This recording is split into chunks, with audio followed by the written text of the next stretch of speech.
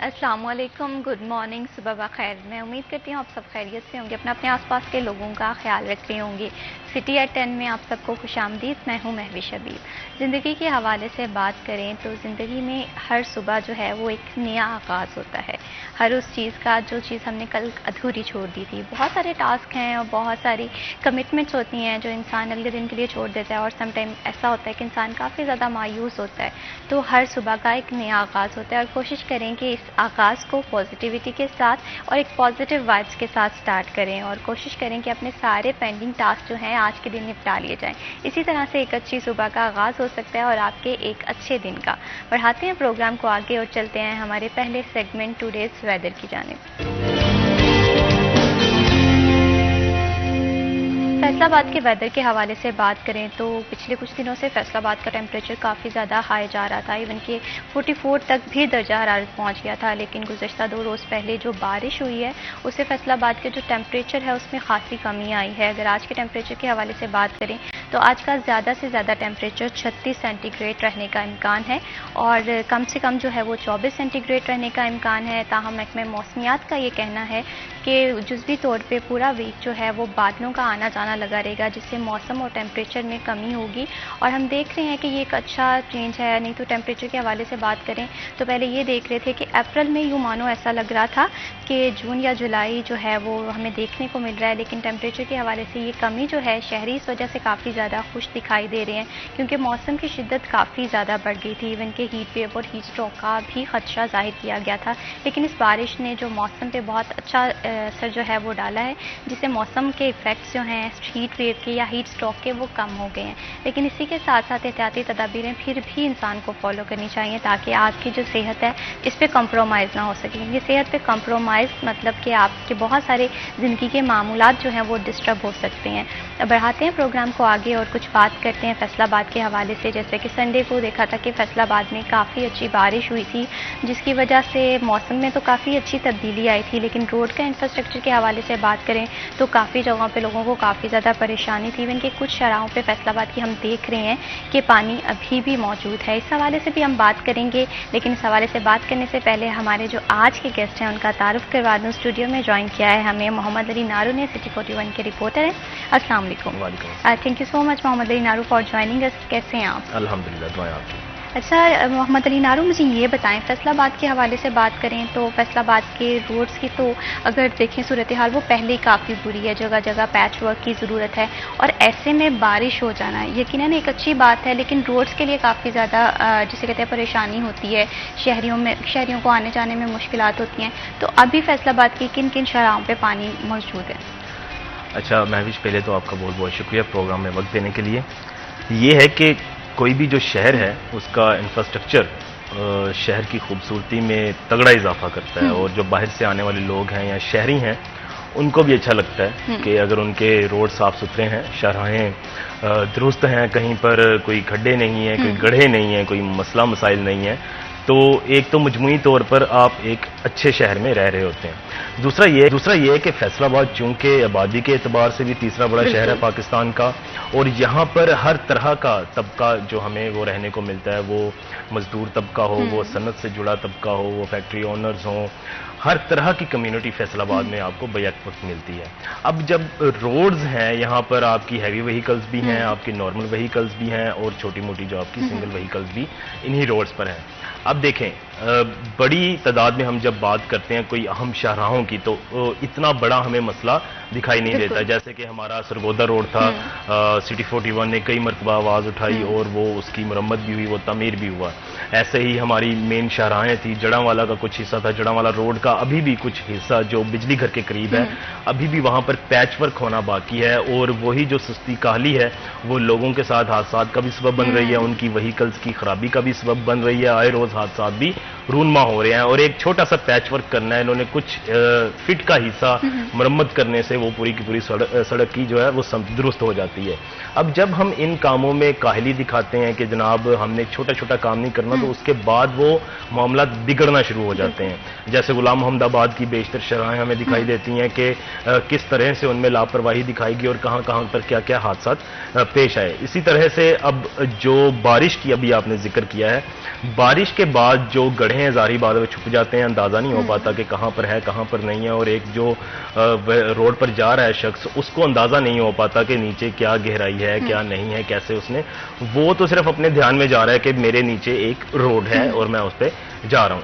اب جب حادثات پیش آتے ہیں تو نقصان ہوتا ہے. ایسے ہی ہم بات کرتے ہیں اس وقت جو فیصل آباد میں ایک بڑا روڈ ایشو بنا ہوا ہے, اور وہ بھی پورے کا پورا روڈ نہیں, اس کو ہم ملت روڈ کہتے ہیں جی. جامعہ چشتیہ چوک سے ملت روڈ جب شروع ہوتا ہے تو رائٹ جانب ہم دیکھتے ہیں دائیں سمت میں دائیں طرف کے بڑے بڑے گڑھے بنے ہوئے ہیں. اچھا, اب بارش کا موسم تو نہیں ہے تو شہریوں کو نظر بھی آ رہے ہیں اور وہ بچت بھی ہو جاتی ہے, لیکن حادثات تو پھر بھی رونما ہوتے ہیں.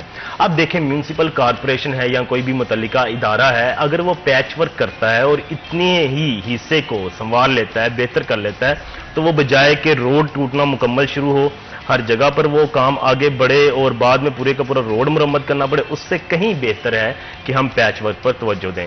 اب ہو یہ رہا ہے کہ بارش کے بعد سے ان گھروں پورے شہر میں پانی خشک ہو چکا ہے, واٹر پونڈنگ کم و بیش نہیں ہے, کہیں بھی بہت زیادہ نہیں ہے ایسی کہ جس سے مسائل پیش آ سکیں. آہستہ آہستہ ہو رہا ہے پانی کا ڈریننگ ہو رہی ہے, لیکن جو ملت روڈ کا وہ ایریا ہے وہاں پر کئی حادثات پیش آ چکے ہیں, کئی لوڈر رکشے الٹ چکے ہیں, کئی لوگ زخمی ہو چکے ہیں, اور ابھی تک میونسپل کارپوریشن کی جانب سے وہاں پر پیچ ورک شروع نہیں ہو سکا. اب وہ جو گڑھے ہیں وہ آئے روز ان کا جو حجم ہے, دائرہ ہے, وہ بڑھتا جائے گا اور ہر روز وہ مسئلہ کریں گے. اب وہاں پر ہونا کیا چاہیے کہ آپ فل فور ایکشن لیں.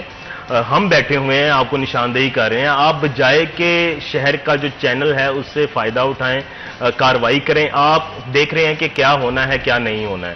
اب وہاں پر کوئی ایسا مزید حادثہ پیش آئے, کسی کا جانی نقصان ہو, کوئی زیادہ حادثہ پیش آئے, مالی نقصان ہو, کوئی بڑا انسیڈنٹ ہو جاتا ہے, ایکسیڈنٹ ہو جاتا ہے, آپ کس چیز کا انتظار کر رہے ہیں؟ تو یہاں پر حکام بالا کو بالخصوص میونسپل کارپوریشن کو چاہیے کہ ہوش کے ناخن لیتے ہوئے ایسے گڑھوں کی جہاں پر پیچ ورک کی ضرورت ہے ان کو مرمت کرے, اور یہاں پر اب گڑھا نہیں رہا, وہ باقاعدہ بہت زیادہ ہو چکا ہے اور وہاں پر ابھی ایکشن کی ضرورت ہے تاکہ اس کی مرمت ہو سکے اور شہریوں کے لیے راہ ہموار ہو سکے. بالکل اسی طرح سے محمد علی نارو, کسی بھی شہر کی ایک تو خوبصورتی ڈیپینڈ کرتی ہے اس کے شہر کے انفراسٹرکچر پہ, اور وہاں جہاں پر روڈ کا یہ اتنی بری صورتحال ہے وہاں پر کبھی بھی کوئی بھی حادثہ جو ہے وہ بھی رونما ہو سکتا ہے. اس میں شہریوں کی زندگی جو ہے وہ بھی خطرے میں ہے.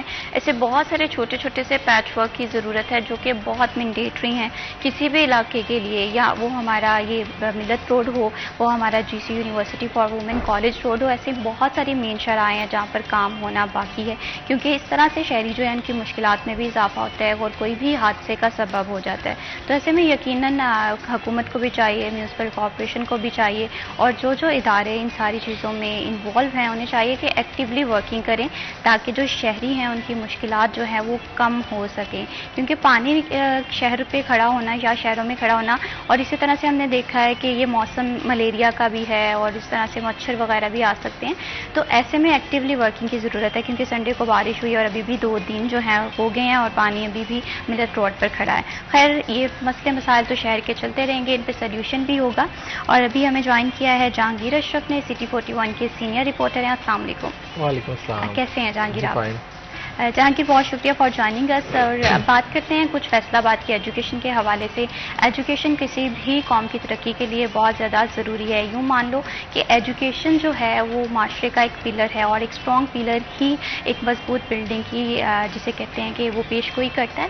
لیکن انفارچونیٹلی فیصل آباد ہو یا پاکستان ہو, یہاں پر جو اسٹوڈنٹس ہیں وہ اپنے جو وقت ہے اس پہ اتنا زیادہ دھیان نہیں دیتے. فار ایگزامپل میٹرک کے اسٹوڈنٹ اگر کلاسز سے فری ہوتے ہیں تو وہ کیا کرتے ہیں کہ اپنا ٹائم جو ہے وہ انلیگل ایکٹیویٹیز میں انوالو ہو جاتے ہیں, یا سوشل میڈیا کمپینز ہوتی ہیں جس کی وجہ سے ان کی جو کریئر پہ اس کا کافی زیادہ فوکس خراب ہو جاتا ہے. اس پہ جہانگیر میں آپ سے آپ کی رائے لینا چاہوں گی کہ جس طرح سے ہم نے دیکھا ہے میٹرک ہو, انٹرمیڈیٹ ہو, اس کے بعد جو ٹائم بچتا ہے نا وہ بہت قیمتی اور گولڈن اپرچونٹی ہوتی ہے. کچھ والدین اپنے بچوں کو سمر کیمپ میں بھیج دیتے ہیں تاکہ وہ زیادہ سے زیادہ سیکھ سکیں, لیکن کچھ بچے جو ہیں وہ اپنا ٹائم ویسٹ کرتے ہیں. تو ٹائم مینجمنٹ کس طرح سے کی جائے؟ اچھا محوش, چونکہ ہمارا جو ایجوکیشن سسٹم ہے پہلے 10 سال, بلکہ وہ 10 سال نہیں ہوتے, 2-3 سال ایڈ آن ہو جاتے ہیں, تو تقریباً 12-13 سال جو اسکولنگ ہماری ہوتی ہے اس میں ایک اس کو لکیر کا فقیر بنا دیا جاتا ہے, اور ایک بالکل جس طرح کلاک کی میں سوئیاں مسلسل ایک ہی رفتار سے گھومتی رہتی ہیں, تو اس کو بھی صبح دوپہر شام اس کی روٹین وہ ایسی بن جاتی ہے کہ جی اسکول جانا ہے، گھر آ کے لنچ کرنا ہے، ہوم ورک کرنا ہے، ٹیوشن جانا ہے، اکیڈمی جانا ہے. تو جیسے ہی بچہ میٹرک کے بعد ایگزام دے کے فری ہوتا ہے نا، وہ سمجھتا ہے میں آزاد ہو گیا. اچھا، وہ آزادی کو انجوائے کرنا چاہتا ہے کیونکہ اس پر اتنا برڈن ہم نے 10-12 سال میں ڈال دیا. اور جو تو بالکل جو پڑھنے والے بچے ہوتے ہیں نا، وہ بمشکل 5 سے 10% ہوں گے کہ جو اپنی مرضی سے بغیر کسی بڑے کے، بغیر کسی ٹیچر کے کہے وہ خود ہی کتابیں لے کے بیٹھ جائیں گے کہ میں نے آگے موو آن کرنا ہے. لیکن ہمارا المیہ یہ ہے کہ ہمارے اکثر بچے، کیونکہ میٹرک میں اپیئر ہوتا ہے فیصل آباد سے تقریباً 2.25 لاکھ بچے، اس میں سے اگر ہم انٹرمیڈیٹ کی بات کریں تو کم سے کم 50,000 بچہ نکل جاتا ہے جو کسی بھی کالج میں ایڈمیشن ہی نہیں لیتا.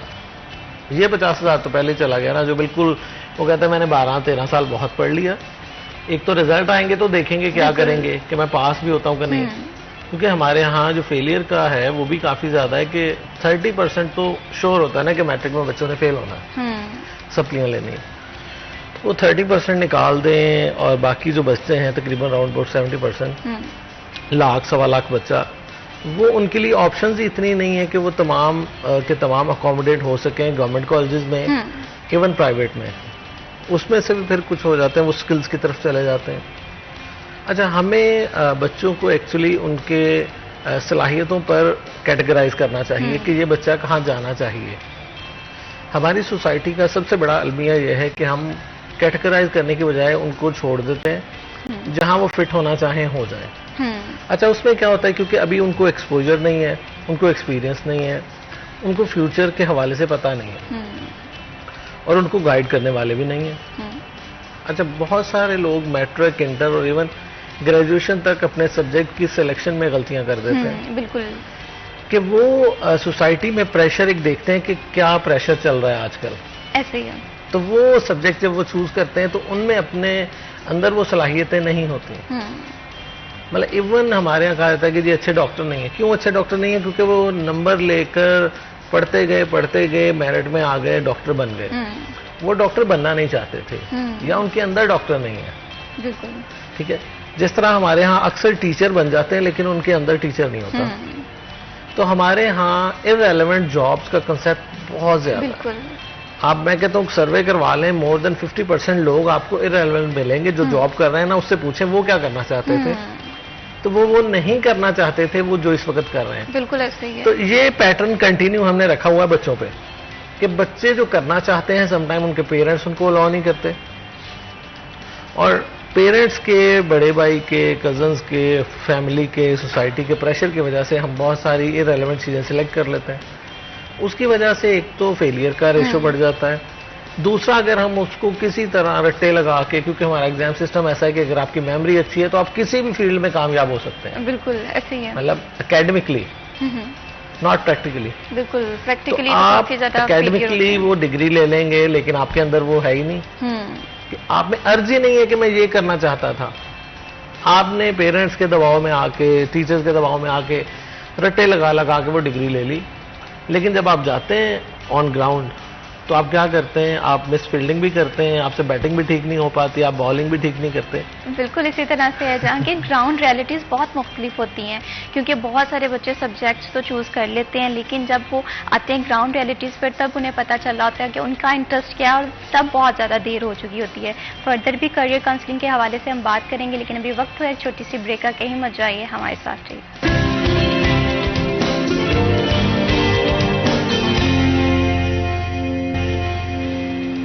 سٹی ایٹ 10 میں ونس اگین خوش آمدید. بات ہو رہی ہے کریئر کے حوالے سے. ہم دیکھتے ہیں کہ میجورٹی آف دی اسٹوڈنٹس اپنے انٹرسٹ کے اکارڈنگ تو ڈگری نہیں چوز کر پاتے. اس کے وٹ ایور بہت سارے فیکٹرز ہوتے ہیں، پیرنٹس کا پریشر ہوتا ہے، سوسائٹی کا پریشر ہوتا ہے.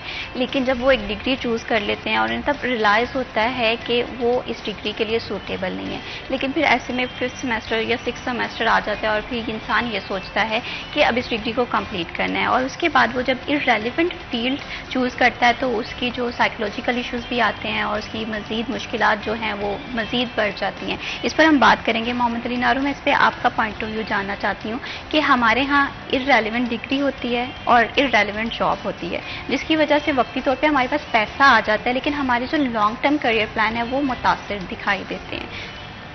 مہوش, ہمارے یہاں پر ایک جو ہوا بن چکا ہے, یہ یوں کہہ لیں کہ فیوچر پلاننگ کے حوالے سے ایک پریشر آج تک ہم اپنے اسٹوڈنٹ سے ریلیز نہیں کر پائے ان کا, کہ آپ نے کس فیلڈ میں جانا ہے اور کیسے جانا ہے, کن چیزوں کو آپ نے مد نظر رکھنا ہے, کیا کیا بہتر چیزیں ہو سکتی ہیں جس کو آگے آپ نے لے کر چلنا ہے اور جو آپ کے لیے فائدے مند یا سود مند ثابت ہو سکتی ہیں. دیکھیں, ہم دیکھتے ہیں کہ ہمارے یہاں پر آج بھی ایک ٹریڈیشن ہے, ایک رواج ہے, اور وہ چند ڈگریوں کے متعلق گھومتا ہے. ڈاکٹر ہے, انجینئر ہے, سمپل اس نے اسٹڈی کر لیا, سمپل گریجویشن کر لیا, تو وہیں تک محدود ہو کر رہ گئے ہم. جو آج ہم موازنہ کرتے ہیں کہ بقیہ دنیا میں کیا ہو رہا ہے, کون کون سی ڈگریز آ گئی ہیں, کیا کیا پڑھایا جا رہا ہے اور وہ ان سے کتنا ارن کر رہے ہیں. ایون کہ اب ایسا ہے کہ آپ محلے میں کچھ لوگ ہیں وہ فقط پکس لیتے ہیں اور وہ بھی گوگل پہ وہ فروخت کر رہے ہیں باقاعدہ. بالکل. اچھا, ان کا کوئی تعلق نہیں ہے, انہوں نے کوئی ڈگریز نہیں لی اور وہ ڈالرز میں ارننگ کر رہے ہیں. اسی طرح سے کنٹینٹ رائٹرز ہیں. اب بیشتر اتنی زیادہ فیلڈز آ چکی ہیں, لیکن ہمارے یہاں پر رجحان ایک والدین کی جانب سے اور ایک سوسائٹی کا پریشر ہے کہ ہم نئی چیز کو اڈاپٹ کرتے ہوئے گھبرا رہے ہیں کہ شاید ہمارے ساتھ مستقبل میں کیا ہوگا. رسک ٹیکنگ جو ویلیوز ہیں, جو کرج دینی ہے ہم نے اسٹوڈنٹس کو, وہ ہمارے تعلیمی اداروں سے ہی شروع ہونی ہے کہ آپ نے کس جانب جانا ہے, کیا کرنا ہے. جب ہمارے تعلیمی ادارے ہی 3 سے 4 چیزیں پڑھائیں گے اور کہیں گے کہ جناب یہی ہے سب کچھ, آپ اسی میں رہ کر کچھ نہ کچھ کریں, اس میں یہ ہوگا, اس میں یہ ہوگا, اس میں یہ ہوگا, تو کبھی بھی اسٹوڈنٹ اور جو ہمارا آنے والا نوجوان ہے وہ مستقبل میں کبھی بھی ہمت نہیں کر پائے گا کوئی نئی چیز اڈاپٹ کرنے کی یا اپنانے کی. اب پاکستان میں ہی آپ دیکھ لیں کہ فری لانسنگ کتنا اوپر جا چکی ہے اور ولاگنگ کتنا اوپر جا چکی ہے. لوگ کیا کیا کر رہے ہیں, کیسے کیسے چیزوں کو اڈاپٹ کر رہے ہیں. اگر پیسہ کمانا ہی مقصد ہے ہمارا یہاں پر تعلیم کے ساتھ, اور ہم نے وہی چیز دیکھنی ہے, تو کسی چیز کو تو ہم کلیئرلی اڈاپٹ کر لیں کہ کسی چیز, ہم ہر چیز میں میڈیوکر ہو کر رہ گئے ہیں. ہم نے رجحانات کو بھی دیکھنا ہے اور ہم نے معاشرے کو بھی دیکھنا ہے, ہم نے ویلیوز کو بھی دیکھنا ہے, ہم نے آگے ارننگ بھی کرنی ہے. تو ہر چیزوں کو ہم نے مرج کر کے تمام ایک ایسا میزہ بنا دیا ہے جو کہ بے ترتیب بھی ہے اور بے راہ بھی ہے. اس کو کچھ پتہ نہیں ہے, وہ فیملی پریشر بھی جھیل رہا ہے اور ساتھ میں آگے بھی بڑھنا ہے اس نے. تو یہاں پہ کرنے کی کیا ضرورت ہے؟ آپ نے واضح انسٹرکشنز اپنانی ہیں, آپ نے دیکھنا ہے کیا ہو رہا ہے, رواج کیا ہے, اب دنیا میں جدت آ رہی ہے, کس طرح سے ہم نے جانا ہے جدید. ابھی ہمارے یہاں پر پینٹرز کا کتنا رجحان ہے کہ ہم کسی کو بننے دیں گے, نہیں بننے دیں گے, کیونکہ ہمارے یہاں پر شاید جاب نہیں ہے, فلاں نہیں ہے, ایسی چیزیں نہیں ہیں. یقین مانے آپ کا کوئی بھی ہنر ہے وہ ضائع نہیں جاتا ہے. آپ کے پاس کوئی بھی ہنر ہے, دنیا تو یقین ہی ہنر پہ رکھتی ہے. وہ تو ہم اسٹڈی کے چکر میں ہیں, اسٹڈی بھی ہماری اپنی اضافت کے لیے ہے, ہمارے اپنے نکھار کے لیے ہے. بہتر ہے آپ جو بھی سائنس پڑھ رہے ہیں, کچھ بھی پڑھ رہے ہیں آپ, لیکن اگر آپ کی پریکٹیکلی ڈگری نہیں ہے تو ساتھ میں آپ کا ہنرمند ہونا بہت ضروری ہے. آپ اگر ہنرمند ہیں کسی بھی چیز میں, آپ کہیں پر بھی کچھ بھی, آپ موٹر مکینک ہیں تو آپ روڈ پہ فقط ہاتھ میں ایک بینر لے کے پکڑ لیں اور وہاں پر اپنے کچھ اوزار لے کر بیٹھ جائیں, یقین مانے آپ وہاں پر بھی دیہڑی لگا کر اٹھیں گے. محمد علی نارو, اسکلس بہت زیادہ ضروری ہیں. اگر ہم نوٹس کریں, آج سے 20 سال پہلے دیکھیں تو میٹرک کی ایجوکیشن کی بہت ویلیو تھی. اس کے بعد جس طرح سے سوسائٹی میں ریفارمز آئی ہیں, پھر ہم نے دیکھا ہے کہ بی اے کی بہت ویلیو تھی. آج کے دور میں دیکھیں تو پی ایچ ڈی کی بہت ویلیو ہے. تو ایجوکیشن کے جو معیار ہیں وہ دن بہ دن جو ہے وہ ہائی ہوتے رہتے ہیں, لیکن ایک اسکلفل پرسن جو ہے اس کی اسکل آج سے 20 سال بعد بھی اسے فائدہ دے گی اور آج سے 30 سال بعد بھی, بلکہ اس کی اسکل میں ایک نکھار آئے گا. یہاں پر جہانگیر, میں آپ سے جاننا چاہتی ہوں, کیا ہمارے جو انسٹیٹیوٹس ہیں ان میں اتنی کیپیسٹی ہے کہ یہ ایک ایسا نوجوان نسل تیار کریں جو اسکلفل بھی ہو, جس کے پاس اپرچونیٹیز تو ظاہر سی بات ہے خود کمانی ہوتی ہیں, لیکن ایک اسکلفل پرسن جو ہے وہ اپرچونیٹی کریٹ کرتا ہے. اچھا, ہمارے ہاں جو ایجوکیشن اور سوسائٹی ہے نا, اس نے تقسیم کیا ہوا ہے اسکل کو اور ایجوکیشن کو. جو اسکل کی طرف جانا چاہے اس کو کہا جاتا ہے یہ نکھٹو ہے, پڑھائی نہیں کر سکتا, یہ نالائق ہے. اور جو پڑھائی کرتا ہے ایٹ دا اینڈ وہ کہتا ہے میں لیبر والی جاب نہیں کروں گا, میں اسکل والی جاب نہیں کروں گا, مجھے تو وائٹ کالر کو جاب چاہیے, مجھے تو آفس جاب چاہیے, مجھے تو آپ اوپر بس کوئی مینیجر لگا کے نا بٹھا دیں کہیں پہ. حالانکہ پوری دنیا میں جہاں آپ ٹاپ مینجمنٹ بھی ہوتی ہے نا، ان کے پاس بھی سکلز ہوتی ہیں. جب آپ نے کسی اپنے نیچے والے ملازم سے کام لینا ہے، کسی لیبر سے، تو آپ کو پتا ہوگا تو بیسٹ کام لے سکیں گے. بالکل ایسے ہی. لیکن آپ کو پتہ ہی نہیں ہے، آپ نے کبھی کام کو ہاتھ ہی نہیں لگایا. ایون الیکٹریکل انجینئر ہے، اگر اس کو وائرنگ کا، الیکٹریسٹی کا، باقی چیزوں کا نہیں پتا، تو اس نے پھر ایک ان پڑھ سے کام لینا. اچھا، ایک عام طور پر جو ہے پڑھے لکھے اور ان پڑھ میں ایک مینٹالٹی کا بھی بڑا فرق ہوتا ہے. تو اس کا ہمارے ہاں ترقی اس لیے بھی نہیں ہو سکتی کہ اس کی مینٹالٹی تھوڑی ڈاؤن رہتی ہے، ہمارے جو لیبر کلاس ہے. اور جو پڑھا لکھا ہے اس کے پاس اسکل نہیں ہوتی. اس کی جتنا مرضی وہ اپنے آپ کو مینٹلی اپ کر لے، لیکن اس کو جب کچھ کرنا پڑ جائے گا تو وہ زیرو ہے. بالکل. تو جب وہ ایک پڑھا لکھا اور بالکل ایک ان پڑھ کہہ لیں یا ایک لیبر کہہ لیں، ہمارے ہاں یہی کنسیپٹ ہے نا کہ لیبر نے پڑھنا نہیں ہے، وہ ان پڑھ یا میٹرک کے بعد ہی اس نے چھوڑ دیا. اور جیسے آپ نے خود بتایا کہ آج کل میٹرک کی تو ویلیو ہے ہی کوئی نہیں. بالکل. تو ہمارے ہاں اتنا اس کو تقسیم کر دیا اور اتنا گیپ ان میں رکھ دیا کہ دونوں کنسنسس نہیں ڈیولپ کر پاتے آپس میں، جس کی وجہ سے وہ کہتا ہے کہ میں چودھری ہوں اور میرے ماتحت تم کام کرو، وہ کہتا ہے میں اسکلڈ لیبر ہوں، میں آپ کا غلام نہیں ہوں. ٹھیک ہے. تو ہمیں کچھ ان کو قریب لانا ہوگا. اسکلز والوں کو بھی چاہیے کہ وہ کچھ اپنی ایجوکیشن کو اپ گریڈ کریں، کچھ پڑھیں، کچھ. اور ہمارے ہاں کچھ ایسا کریکولم ڈیزائن ہونا چاہیے اسکل پلس ایجوکیشن ہو. بالکل ایسے ہے. ہمارے ہاں ایک گورنمنٹ نے چلایا تھا ایک پروگرام کہ جو اسکلڈ پرسن ہیں ان کو ڈگریاں دے دی جائیں، ان کو سرٹیفکیٹ اور ڈپلوما دے دیے جائیں، تاکہ وہ کہیں نہ کہیں اپنے آپ کو شو کر سکیں کہ میں نے یہ ڈپلوما کیا. اچھا، اس میں بھی پھر ہمارے ہاں لوگ اس کو صرف یوز کرتے ہیں، اس کو باقاعدہ طور پر اس کا اصل جو مقصد تھا وہ نہیں اڈاپٹ کرتے. اس کا مقصد تھا کہ آپ ایک ایگزام دیں گے، چھوٹا سا ایگزام، پورے سبجیکٹ نہیں آپ کو پڑھنے پڑیں گے اور سارا سال نہیں لگانا پڑے گا، لیکن آپ اپنے اسکل سے ریلیٹڈ کچھ ایگزام دے دیں گے. اس میں ہم کیا کرتے ہیں، اس میں بھی ہم چور رستے ڈھونڈنا شروع کر دیتے ہیں کہ ہمیں بغیر کسی پیپر کے، بغیر کسی کے اور کوئی سفارش سے ہمیں وہ ڈپلوما مل جائے. تو جو اسکلڈ ہے وہ تھوڑا سا اوپر نہیں آنا چاہتا اپنے مینٹالٹی میں، اور جو دوسرا ہے وہ تھوڑا سا ڈاؤن نہیں آنا چاہتا کہ میں اس کے ساتھ مل کر کام کروں. تو جب تک دونوں میں ہم آہنگی اور باہمی طور پر ہم ان کو قریب نہیں کریں گے، تب تک ہماری سوسائٹی میں سمجھتا ہوں نا وہ آگے موو نہیں کرے گی. کیونکہ جو اپر ہینڈ ہے وہ ہمیشہ اس کو ایک تضحیق اور اس کو سمجھتا ہے یہ بہت لیبر کلاس ہے اور میں ذرا آفیسر لیول پہ ہوں. تو ہمارے مائنڈ سے یہ ساری چیزیں ختم کرنا ہوں گی کہ ہر بندہ اپنی اپنی نوکری کر رہا ہے. بالکل. ٹھیک ہے. اگر بطور انسان دیکھیں تو سب برابر ہیں. اس کی وہ ڈیوٹی لگی وہ کر رہا ہے، آپ کی وہ ڈیوٹی لگی اس کو سپروائز کر رہے ہیں. تو اگر آپ تھوڑا سا اپنے آپ کو جھکا لیں گے اور اس کو تھوڑا سا بیک اپ کریں گے تو کیا ہو جائے گا، قیامت آ جائے گی. ہم نے دیکھا کہ عام طور پر بھی جہاں آپ اچھے انداز سے کسی کو ڈیل کرتے ہیں ان کی پرفارمنس اچھی ہو جاتی ہے. مطلب اب سکولز میں ایک ہیڈ ماسٹر ہے 19-20 گریڈ کا، اور مالی اگر کلاس 4 ہے جو سب سے نچلے درجے کے ملازمین ہوتے ہیں، ان کو اگر وہ جھاڑتا رہے گا ہر وقت تو وہ کیا کہیں گے، وہ خوشی سے کام نہیں کریں گے اور اچھا کام نہیں کریں گے. کام تو کریں گے لیکن اچھا کام نہیں کریں گے. نظر آئے گا کہ یہ وہ کہتے ہیں نا مگروں لایا ہے. بالکل. تو پھر اپنا کام وہ مگروں لائیں گے. لیکن اگر اس کو پیار سے کبھی کبھار ان کو چائے بھی پلا دیں ملازمین کو کہ آج آپ نے بڑا اچھا کام کیا ہے تو آپ کے لیے چائے میری طرف سے، تو چھوٹی چھوٹی اس طرح کی ان کو انکریج کریں کہ آپ بہت اچھا کام کرتے ہیں، آپ کے بغیر تو اسکول چمک ہی نہیں سکتا. تو آپ کی صفائی بھی اچھی ہو جائے گی، آپ کی گارڈننگ بھی اچھی ہو جائے گی، آپ کے پودوں کا خیال بھی رکھا جائے گا، اور گھاس کی جو کٹائی ہے وہ بھی آپ کو ڈسپلن میں نظر آئے گی. تو تھوڑا سا دونوں کو اپنا فاصلہ کم کرنے کی ضرورت ہے. ادروائز ہمارے ہاں اسکل پرسن بھی موجود ہیں اور کوالیفائڈ لوگ بھی موجود ہیں. مسئلہ صرف انا ہے کہ دونوں طرف انا، وہ کہتا ہے وڈ افسر. تو وہ مائنڈ میں اس طرح کرتے ہیں نا، پھر وہ کیا آپ کی مانے گا نا بات. بالکل ایسے ہی ہے. تو ہمارے یہاں کیا ہوتا ہے کہ ہم بالکل گیپ اتنا زیادہ سوسائٹی نے کریٹ کر دیا، ایک کو ہم نے افسر بنا دیا ہے، ایک کو ہم نے بنا دیا لیبر.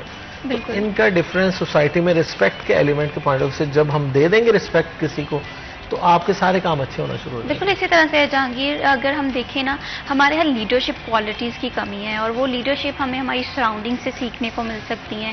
ہم کسی اچھے انسان کو کام کرتا ہوا دیکھیں تو اس کی چیزیں بھی ہم اپنی زندگی میں اڈاپٹ کرتے ہیں، اور جس میں ایک کمیونیکیشن گیپ جو ہے جو کہ بڑی وجہ بنتا ہے کسی بھی ادارے کو خراب کرنے کی. کمیونیکیشن گیپ کے ساتھ ساتھ ہم دیکھتے ہیں کہ اگر جہاں پر JDs کو ڈیفائن نہیں کیا جائے گا وہاں پر بھی مسئلے بنتے ہیں. تو لیڈرشپ کوالٹیز جو ہیں ایک انسان میں ہونا بہت زیادہ ضروری ہے, اسپیسیفکلی جب آپ ایک مینیجریل پوزیشن پہ کام کریں, وہاں پر سب کو ساتھ لے کر چلنا ہوتا ہے, اور یقیناً یہ مشکل کام بھی ہے. لیکن اس کے ساتھ ساتھ جسے کہتے ہیں اگر انسٹیٹیوٹ کے حوالے سے بات کریں, اسکل کے حوالے سے بات کریں, تو اسکل کی امپورٹنس کو کوئی بھی ڈینائی نہیں کرتا, کیونکہ آج کا جو دور ہے وہ اسکل کا ہے. ہم دیکھیں گے کہ آج کل PhD کی ڈگری جو ہے وہ بہت کامن ہو گئی ہے, ایجوکیشن لیول اتنا ہائی ہو گیا ہے. لیکن اسی کے ساتھ ساتھ اگر ہم PhD کے اسکل بھی سیکھ لیں گے تو یقیناً یہ ہمارے ٹیلنٹ کو مزید نکھارے گا, اور جو ہمارا ٹیلنٹ ہے, جو ہماری اسکل ہے, وہ آج سے 200 سال پہلے تو خیر کوئی جیتا نہیں ہے, لیکن ایک ایگزامپل ہے کہ آج سے 10 سال 20 سال 30 سال بھی رہے گی ہمارے پاس, تو وہ ہمارے کام ہی آئے گی. ابھی وقت ہوا ایک چھوٹی سی بریک کا, کہیں مت جائیے, ہمارے ساتھ رہیے.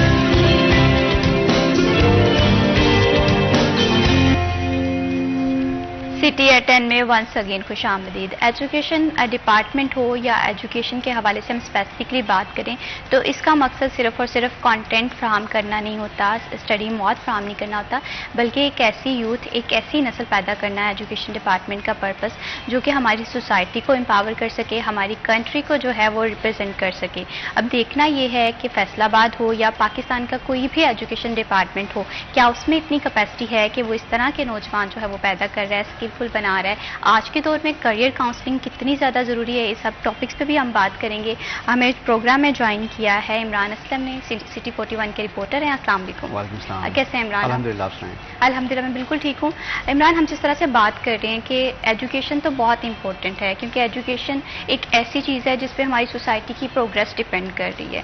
لیکن یہاں پر بگاڑ کیا آ رہا ہے آپ کی نظر میں, کہ کیوں ہمارا جو ایجوکیشن سیکٹر ہے وہ امپاور نہیں کر پا رہا اسٹوڈنٹس کو؟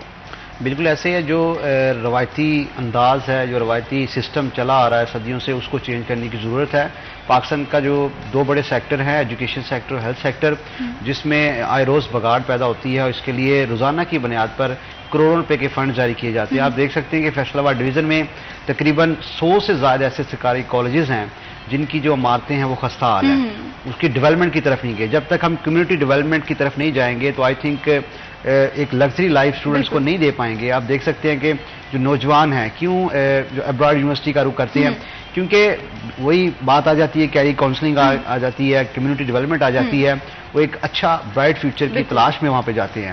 اگر وہی نظام, وہی سسٹم اور وہی جو سوچ یہاں پہ ہم لے کے آئیں, ہم نے ایک نعرہ تو لگایا تھا مار نہیں پیار, اس نعرے کو ہم نے ترویج بخشی, اور ایسے میں جو اسٹوڈنٹس کو آن ادر ہینڈ جو پرسپیکٹو ہم نے دیکھنے کو ملے ہیں وہ یہ ہے کہ جو نسل ہے وہ زیادہ تر بگڑ گئی ہے. اگر ہم اس کو IT کی طرف ڈائیورٹ کریں گے تو آئی تھنک یہ بڑا اچھا ایک چانس ہوگا ہمارے پاس, کیونکہ انفارمیشن ٹیکنالوجی بڑھتی ہوئی دنیا میں کو پتہ ہے رجحان ہے. تو ایسے میں اگر سرکاری اسکولس میں, کالجز میں, یونیورسٹیز میں IT کو فروغ دیا جائے تو بڑا ہے. کتنے سرکاری اسکولس ہیں وہاں پر جو لیبز ہیں, جو کمپیوٹر لیبز ہیں, وہاں پر اسٹوڈنٹس آ رہے ہیں. تو مجھے نہیں لگتا کہ سرکاری جو اسکولس میں لیبز کی اس طرح حالت ہے, ان کے لیے ایلوکیشن آف فنڈ زیادہ ضرورت ہے. ہر جو سال میں جو بجٹ آتا ہے پنجاب کا, 500 ارب سے زائد کا بجٹ تو ایجوکیشن سیکٹر کے لیے دیا جاتا ہے.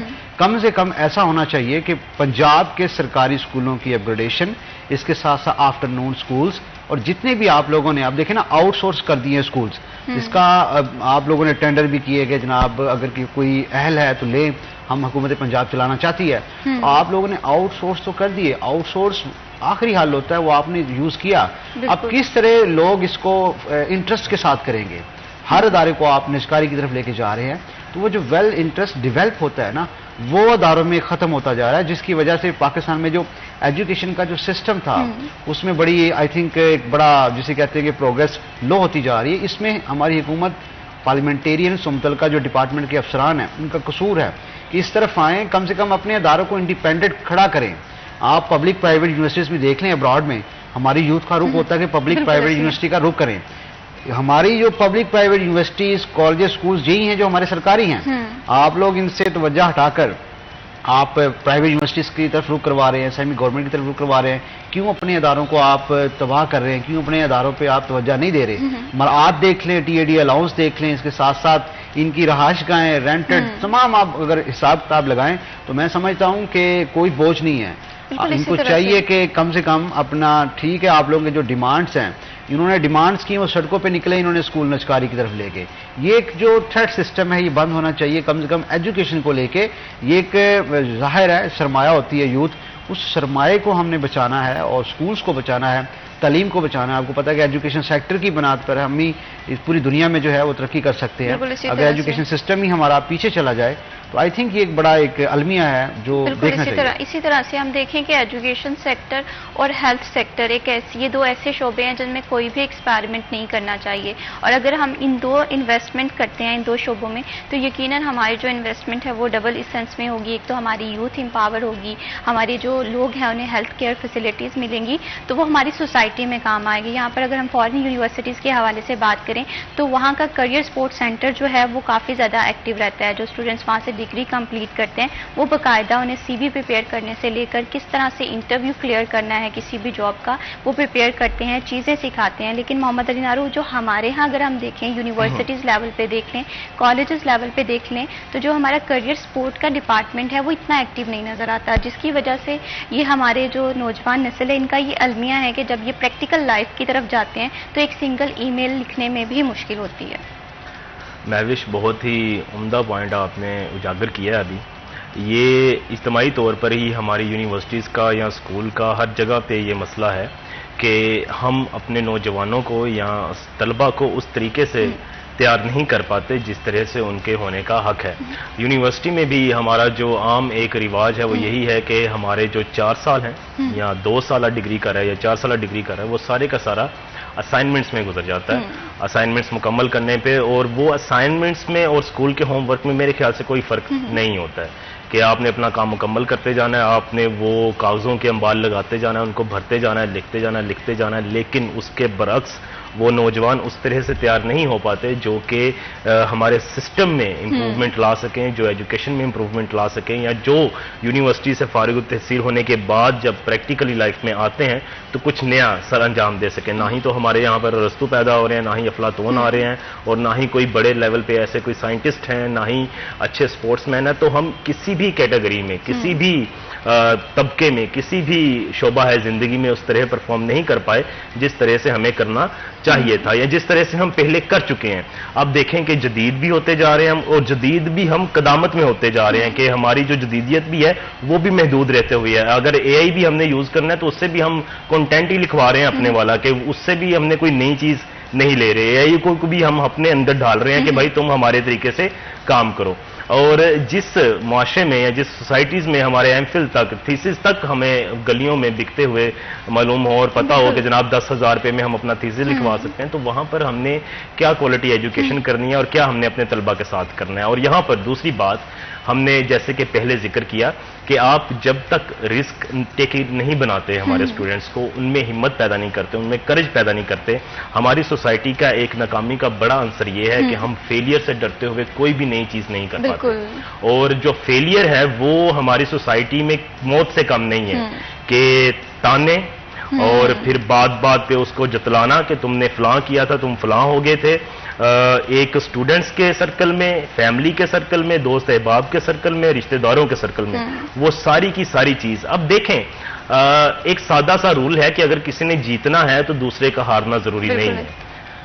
یہ چیز پورا دنیا اپنا رہی ہے کہ ہمارے یہاں پر جس کو جو جیت رہا ہے اس کو اپریشیٹ کیا جاتا ہے, جو ہار رہا ہے اس کو سیکھنے کی تلقین کی جاتی ہے کہ تم اس سے بہتر کر سکتے ہو. لیکن ہمارے یہاں پر اگر کوئی بھی چیز ہے, وہ کاروبار میں ناکامی ہوتی ہے, وہ اسٹڈی میں ناکامی ہوتی ہے, وہ کسی بھی چیز میں ناکامی ہوتی ہے, تو ہم اس کو دبا نما بنا دیتے ہیں کہ یہ تم نے بہت بڑی غلطی کر لی ہے. اور اس کے بعد, اس پریشر کے بعد, اس واقعے کے بعد جس مرحلے سے وہ گزر جاتا ہے, اس کے بعد میرے خیال سے وہ دوبارہ جرت ہی نہیں کر پاتا کہ میں نے وہ کام کرنا ہے. اور زندگی کا یہ اصول ہے, کوئی بھی چیز ہم کامیاب بناتے ہیں تو اس کو بار بار کرتے ہیں, اس کی پریکٹس کرتے ہیں, ان چیزوں کو بار بار امپلیمنٹ کرتے ہیں تاکہ اس میں بہتری آ سکے. بالکل اسی طرح سے ہے کہ سوسائٹی کا اس میں کافی کلیدی کردار ہو سکتا ہے. اگر ہمارے آس پاس کوئی ایسا شخص ہے جس نے کوشش کی ہے, وہ ناکام ہو گیا ہے, تو اسے امپاور کرنے کے لیے اس کے آس پاس کی سراؤنڈنگ کے لوگ جو ہے وہ کافی زیادہ ہیلپ آؤٹ کر سکتے ہیں.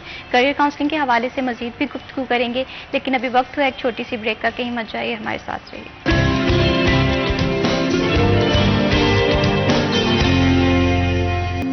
सिटी एट 10 में वंस अगेन खुश आमदीद। बात हो रही है एजुकेशन के हवाले से कि एजुकेशन सेक्टर जो है वो किसी भी यूथ को, किसी भी कौम को एम्पावर करने के लिए, वो माशरती हो, वो इक़्तिसादी हो, वो मईशी हो, उसमें अहम किरदार अदा करता है। अनफॉर्चुनेटली पाकिस्तान के एजुकेशन रिफॉर्म्स में बहुत ज़्यादा ज़रूरत है, चेंजेस की ज़रूरत है। जैसे हम देख रहे हैं कि दुनिया जो है वो आर्टिफिशियल इंटेलिजेंस की तरफ जा रही है, इंफॉर्मेशन टेक्नोलॉजी की तरफ जा रही है, लेकिन अनफॉर्चुनेटली पाकिस्तान के गवर्नमेंट स्कूल्स के हवाले से बात करें तो आज भी ऐसे बहुत सारे स्कूल्स मौजूद है जहाँ पर प्रॉपर लैब्स नहीं है, जहाँ को स्टूडेंट्स को प्रैक्टिकली लाइफ के बारे में प्रैक्टिकली नहीं सिखाया जा रहा, जिसकी वजह से जब वो प्रैक्टिकल लाइफ में जाते हैं तो उनकी मुश्किलात जो हैं वो मज़ीद जिसे कहते हैं बदतर हो जाती हैं। इस पे मैं इमरान असलम आपका पॉइंट ऑफ व्यू जानना चाहूँगी कि हम देखते हैं कि हमारे यहाँ गवर्नमेंट इंस्टीट्यूट भी मौजूद हैं, गवर्नमेंट यूनिवर्सिटीज़ भी हैं, प्राइवेट यूनिवर्सिटीज़ भी हैं, स्कूल्स भी हैं एंड कॉलेजेस भी हैं, बट जो वालिदैन हैं या स्टूडेंट्स हैं उनका ज़्यादा रुझान होता है कि वो प्राइवेट सेक्टर को तरजीह दें। इसकी क्या रीज़न? उसकी बड़ी वजह यही है कि हमने एक जो क्वालिटी एजुकेशन का एक सिस्टम कर लिया है, और ऐसे में हमने एक बड़ा पर्सनैलिटी जो क्लैश आ जाता है, और हम स्टैंडर्ड को हो चुके हैं जिसमें हम यही कहते हैं कि हमारे जितने भी आने वाले यूथ है वो कम से कम जितने भी प्राइवेट स्कूल हैं, इंग्लिश मीडियम वहाँ पे पढ़े, और बच्चों की जो ग्रोथ है ज़ाहिर है उस हवाले से जो एजुकेशन ग्रोथ है वो अच्छी हो। तो मैं समझता हूँ कि इसमें जो क्वालिटी एजुकेशन के साथ जो क्वांटिटी एजुकेशन वो बहुत ज़रूरी है। आप देख सकते हैं कि जो सरकारी स्कूल्स के जो टीचर्स थे वो ग्रेजुएटी अलाउंस से लीव एनकैशमेंट, इसके साथ साथ अपने 17A रूल का जो खात्मा किया गया है उसके खिलाफ सड़कों पे निकले। उन्होंने पूरा जो है उन्होंने कहा कि सूबाई वज़ीर ने कहा कि हम टीचर डे के मौके पर इनको फ्लावर देना चाहते हैं, तो टीचर डे के मौके पर सड़कों पर आके ये एक बड़ा अलमिया था कि वो जो कौम के जो हमारे साथी होते हैं उनको हम उस तरह ट्रिब्यूट नहीं पेश कर सके जिस तरह उनका हक था। अब उनके जो मुतालबा बिल्कुल जायज़, आपने 17A रूल का खात्मा कर दिया, उनकी लीव एनकैशमेंट और ग्रेजुएटी अलाउंस पेंशन के केसेस आपने सैकड़ों इल्तवा का शिकार हैं। फैसलाबाद में जो अकाउंट ऑफिस डिपार्टमेंट को पेंशन को डील करता है तो इनके पास इतने पैसे भी नहीं है पेंशन के, सेक्रेटरी एजुकेशन से मांगे जाते हैं कि हमें दिए जाएं, इनकी पेंशन के केसेस क्लियर करने हैं। तो मैं समझता हूं कि ये जो हमारा ड्यूअल माइंड जो कंसेप्ट है उसको चेंज होना चाहिए। हमारे जो पब्लिक सेक्टर के स्कूल्स हैं, जितने भी तालीमी इदारे हैं, उसको इस हद तक इंडिपेंडेंट करना चाहिए कि वो जो हमारी सोच डेवलप हुई है कि जनाब हम प्राइवेट सेक्टर को तरजीह दें, तो उसी बुनियाद पर आई थिंक सीएम ने इसको प्राइवेट किया है कि कम से कम इनको प्राइवेट कर दे ताकि लोग इसी बहाने से इस तरफ रुख करें। तो ये सोच ज़ाहिर है उन्होंने मजबूर कर दिया है कि स्कूलों को प्राइवेट किया जाए, इंस्टेड ऑफ कि आप उसको इंडिपेंडेंट करते, उसका जो फिजिकल स्ट्रक्चर है उसको बिल्डअप करते। आप लोगों ने सरकारी जो स्कूल्स हैं उसके जब टेंडर लगा दिए कि जनाब हम इसको प्राइवेट कर रहे हैं, तो ये बड़ा अलमिया था। उसमें एक बड़े जो सरकारी स्कूल्स के जितनी भी स्टाफ हैं उसमें बड़ा जनाब कश्मकश में आ गया कि हम क्या करें, हमारा फ्यूचर दाव पे लग गया है, हमने एमफिल किया है, हम जनाब PhD करके आए हैं, लेकिन यहाँ पे तो फ्यूचर सिक्योर नहीं है। तो ऐसे में वो स्टूडेंट्स को भी ये एडवाइस करते हैं कि आप एब्रॉड यूनिवर्सिटी जाएँ, प्राइवेट यूनिवर्सिटी जाएँ जहाँ पर आप लोग अपना स्कोप बना सकें। तो मैं समझता हूँ कि ये ऐसा अलमिया है कि हुकूमत पंजाब ने खुद ही अपने पाँव पर कुल्हाड़ी मारी है। ऐसा नहीं होना चाहिए। कम से कम जितने भी तालीमी इदारे हैं उनको इंडिपेंडेंट करना चाहिए। और इसके साथ साथ ज़ाहिर है फैसलाबाद में IT यूनिवर्सिटी की बड़ी ज़रूरत है। हम उम्मीद करते हैं कि ADP 2025 और 26 में फैसलाबाद में एक IT यूनिवर्सिटी बन जाएगी, और होप सो IT यूनिवर्सिटी बनने से ये होगा कि फैसलाबाद की जितनी भी यूथ है वो इंफॉर्मेशन टेक्नोलॉजी की तालीम से आरास्ता हो सकेंगी। बुनियादी मकसद ये होता है कि दौरे जो जदीद हाज़र में इंफॉर्मेशन टेक्नोलॉजी, आर्टिफिशियल इंटेलिजेंस है, इसके साथ साथ जितने भी जो टूल्स हैं जो IT को लेके है उसके साथ जितनी भी यूथ है वो बसता रहे। जाहिर है आप पूरी दुनिया में देखें कि IT तरक्की कर रहा है, ई-कॉमर्स तरक्की कर रहा है, और ऐसे में बड़े बड़े जो इकोनॉमिस्ट हैं वो पैदा हो रहे हैं। पाकिस्तान में फैसलाबाद में खास तौर बात कर लें तो इस तरह मतलब उस तरफ यूथ को डाइवर्ट ही नहीं किया जा रहा, जिसकी वजह से आप लोग देख सकते हैं कि लोगों का रुझान ही नहीं है कि सरकारी स्कूल्स में जाएं। हम खुद ही सरकारी स्कूल्स में पढ़े हैं, हमने भी देखा है। जाहिर है ये एक जो सोच है ये बदलनी पड़ेगी। सरकारी आप पंजाब में पंजाब असम्बली में जो मिनिस्टर्स की तादाद आधे से ज़्यादा तमाम सरकारी स्कूल्स में, वो वफाक में ले लें, पाकिस्तान की ब्यूरोक्रेसी में ले लें, ये कंसेप्ट होता है जो हमने खुद से एक चेंज किया हुआ था। इवन डैट कि इसका किसी भी सोसाइटी से ताल्लुक नहीं है, ये इंसान की खुद की स्ट्रगल है। देखिए ना, कहते हैं मुहावरा था कि अगर कोई बच्चा पढ़ना नहीं चाहे, चाहे उसको आप अमेरिका में भेज दें, उसका जो कंसेप्ट है कि मैंने पढ़ना नहीं है, تو اس کو بڑے سے بڑے ممالک میں بھی بھیج دیں، وہ نہیں تعلیم حاصل کر سکے. بالکل اسی طرح سے تو یہ جو چیزیں ہیں بالکل ایسی ہے، کہیں نہ کہیں جو گروتھ ہے وہ انسان پہ خود بھی ڈیپینڈ کرتی ہے کہ اگر ایک انسان ہے وہ چاہتا ہے کہ وہ اپنی سراؤنڈنگ سے سیکھے، آس پاس کے لوگوں سے سیکھے، تو وہ بہت کچھ سیکھ لیتا ہے. لیکن اسی کے ساتھ ساتھ گورنمنٹ کو بھی چاہیے کہ وہ ایجوکیشن سیکٹر پہ خاصی بلکہ زیادہ ضرورت سے زیادہ توجہ دے تاکہ ہمارا جو ڈپارٹمنٹ ہے ایجوکیشن کا یہ امپاور ہو سکے. یہاں پر محمد علی نارو میں آپ سے یہ جاننا چاہوں گی کہ ہم بات کر رہے ہیں کہ اسٹوڈنٹس کی خود کی بھی ایک لگن ہوتی ہے سیکھنے کی، تو اس میں کلاس انوائرمنٹ کتنا میٹر کرتا ہے؟ بہت زیادہ میٹر کرتا ہے جی. دیکھیں آج آ کر جو عمران اسلم نے بات کی ہے بڑی خوبصورت کی ہے کہ وہ بھی سرکاری اسکول سے پڑھے ہوئے ہیں، اور مجھے لگ رہا ہے کہ سفیدے کی چھڑی کا بے درگ استعمال بھی کیا گیا ہے. ایسے ہی بندہ کامیاب نہیں ہو جاتا اور لگن ہوتی ہے اپنی اپنی. کیا گیا ہی نہیں کیا گیا. Every successful person have a story. بالکل ایسا ہی ہوتا ہے.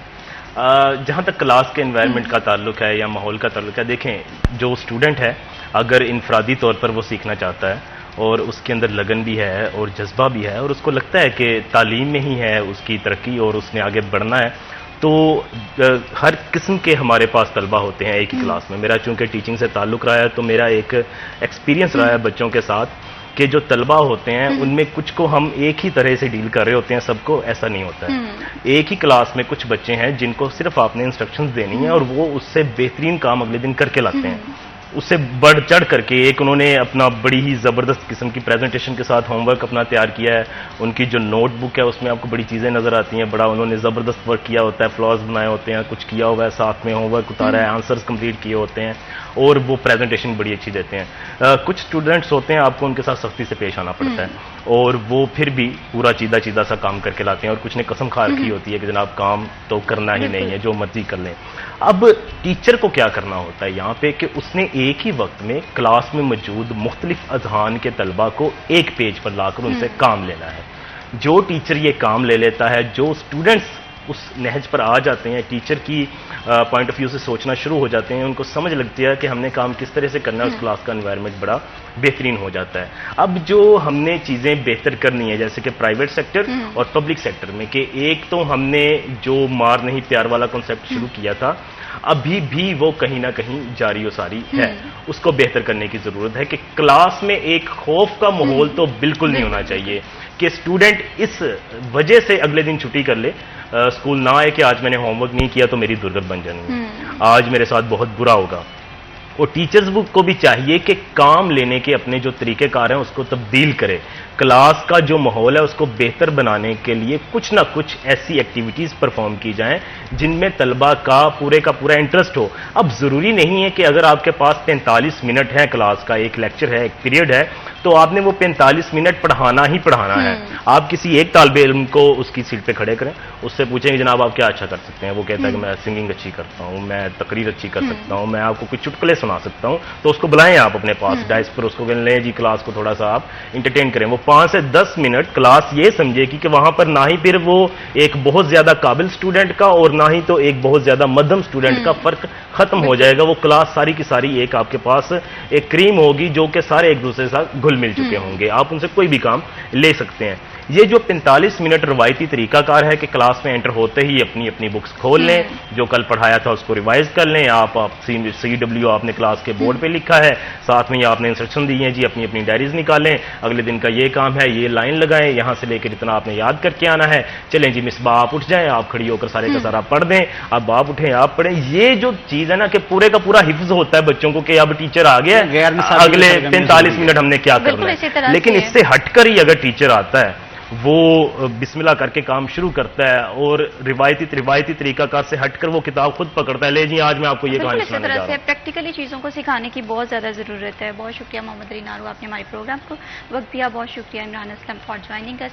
کیونکہ سیکھنے سکھانے کا عمل میں سمجھتی ہوں کہ کبھی بھی نہیں رکتا. اپنی سراؤنڈنگ سے سیکھیں، اپنے ٹیچر سے سیکھیں، اپنے انوائرمنٹ سے سیکھیں. ابھی وقت ہوا ایک چھوٹی سی بریک کا، کہیں مت جائیے، ہمارے ساتھ رہیے.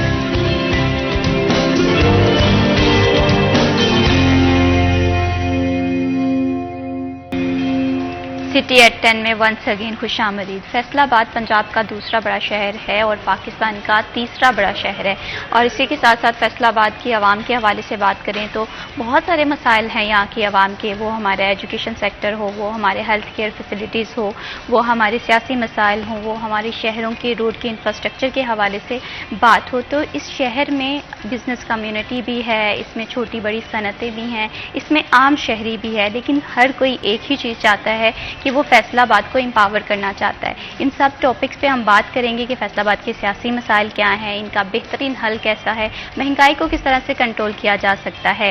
इन सब टॉपिक्स पे गुफ्तगू करने से पहले मैं इंट्रोड्यूस करवाना चाहूँगी हमारे आज के बहुत ही स्पेशल गेस्ट, जो कि फैसलाबाद के एक नामवर पर्सनैलिटीज़ हैं और इसी के साथ साथ अपना एक क्लियर विजन रखते हैं फैसलाबाद को लेकर, फैसलाबाद की आवाम को लेकर।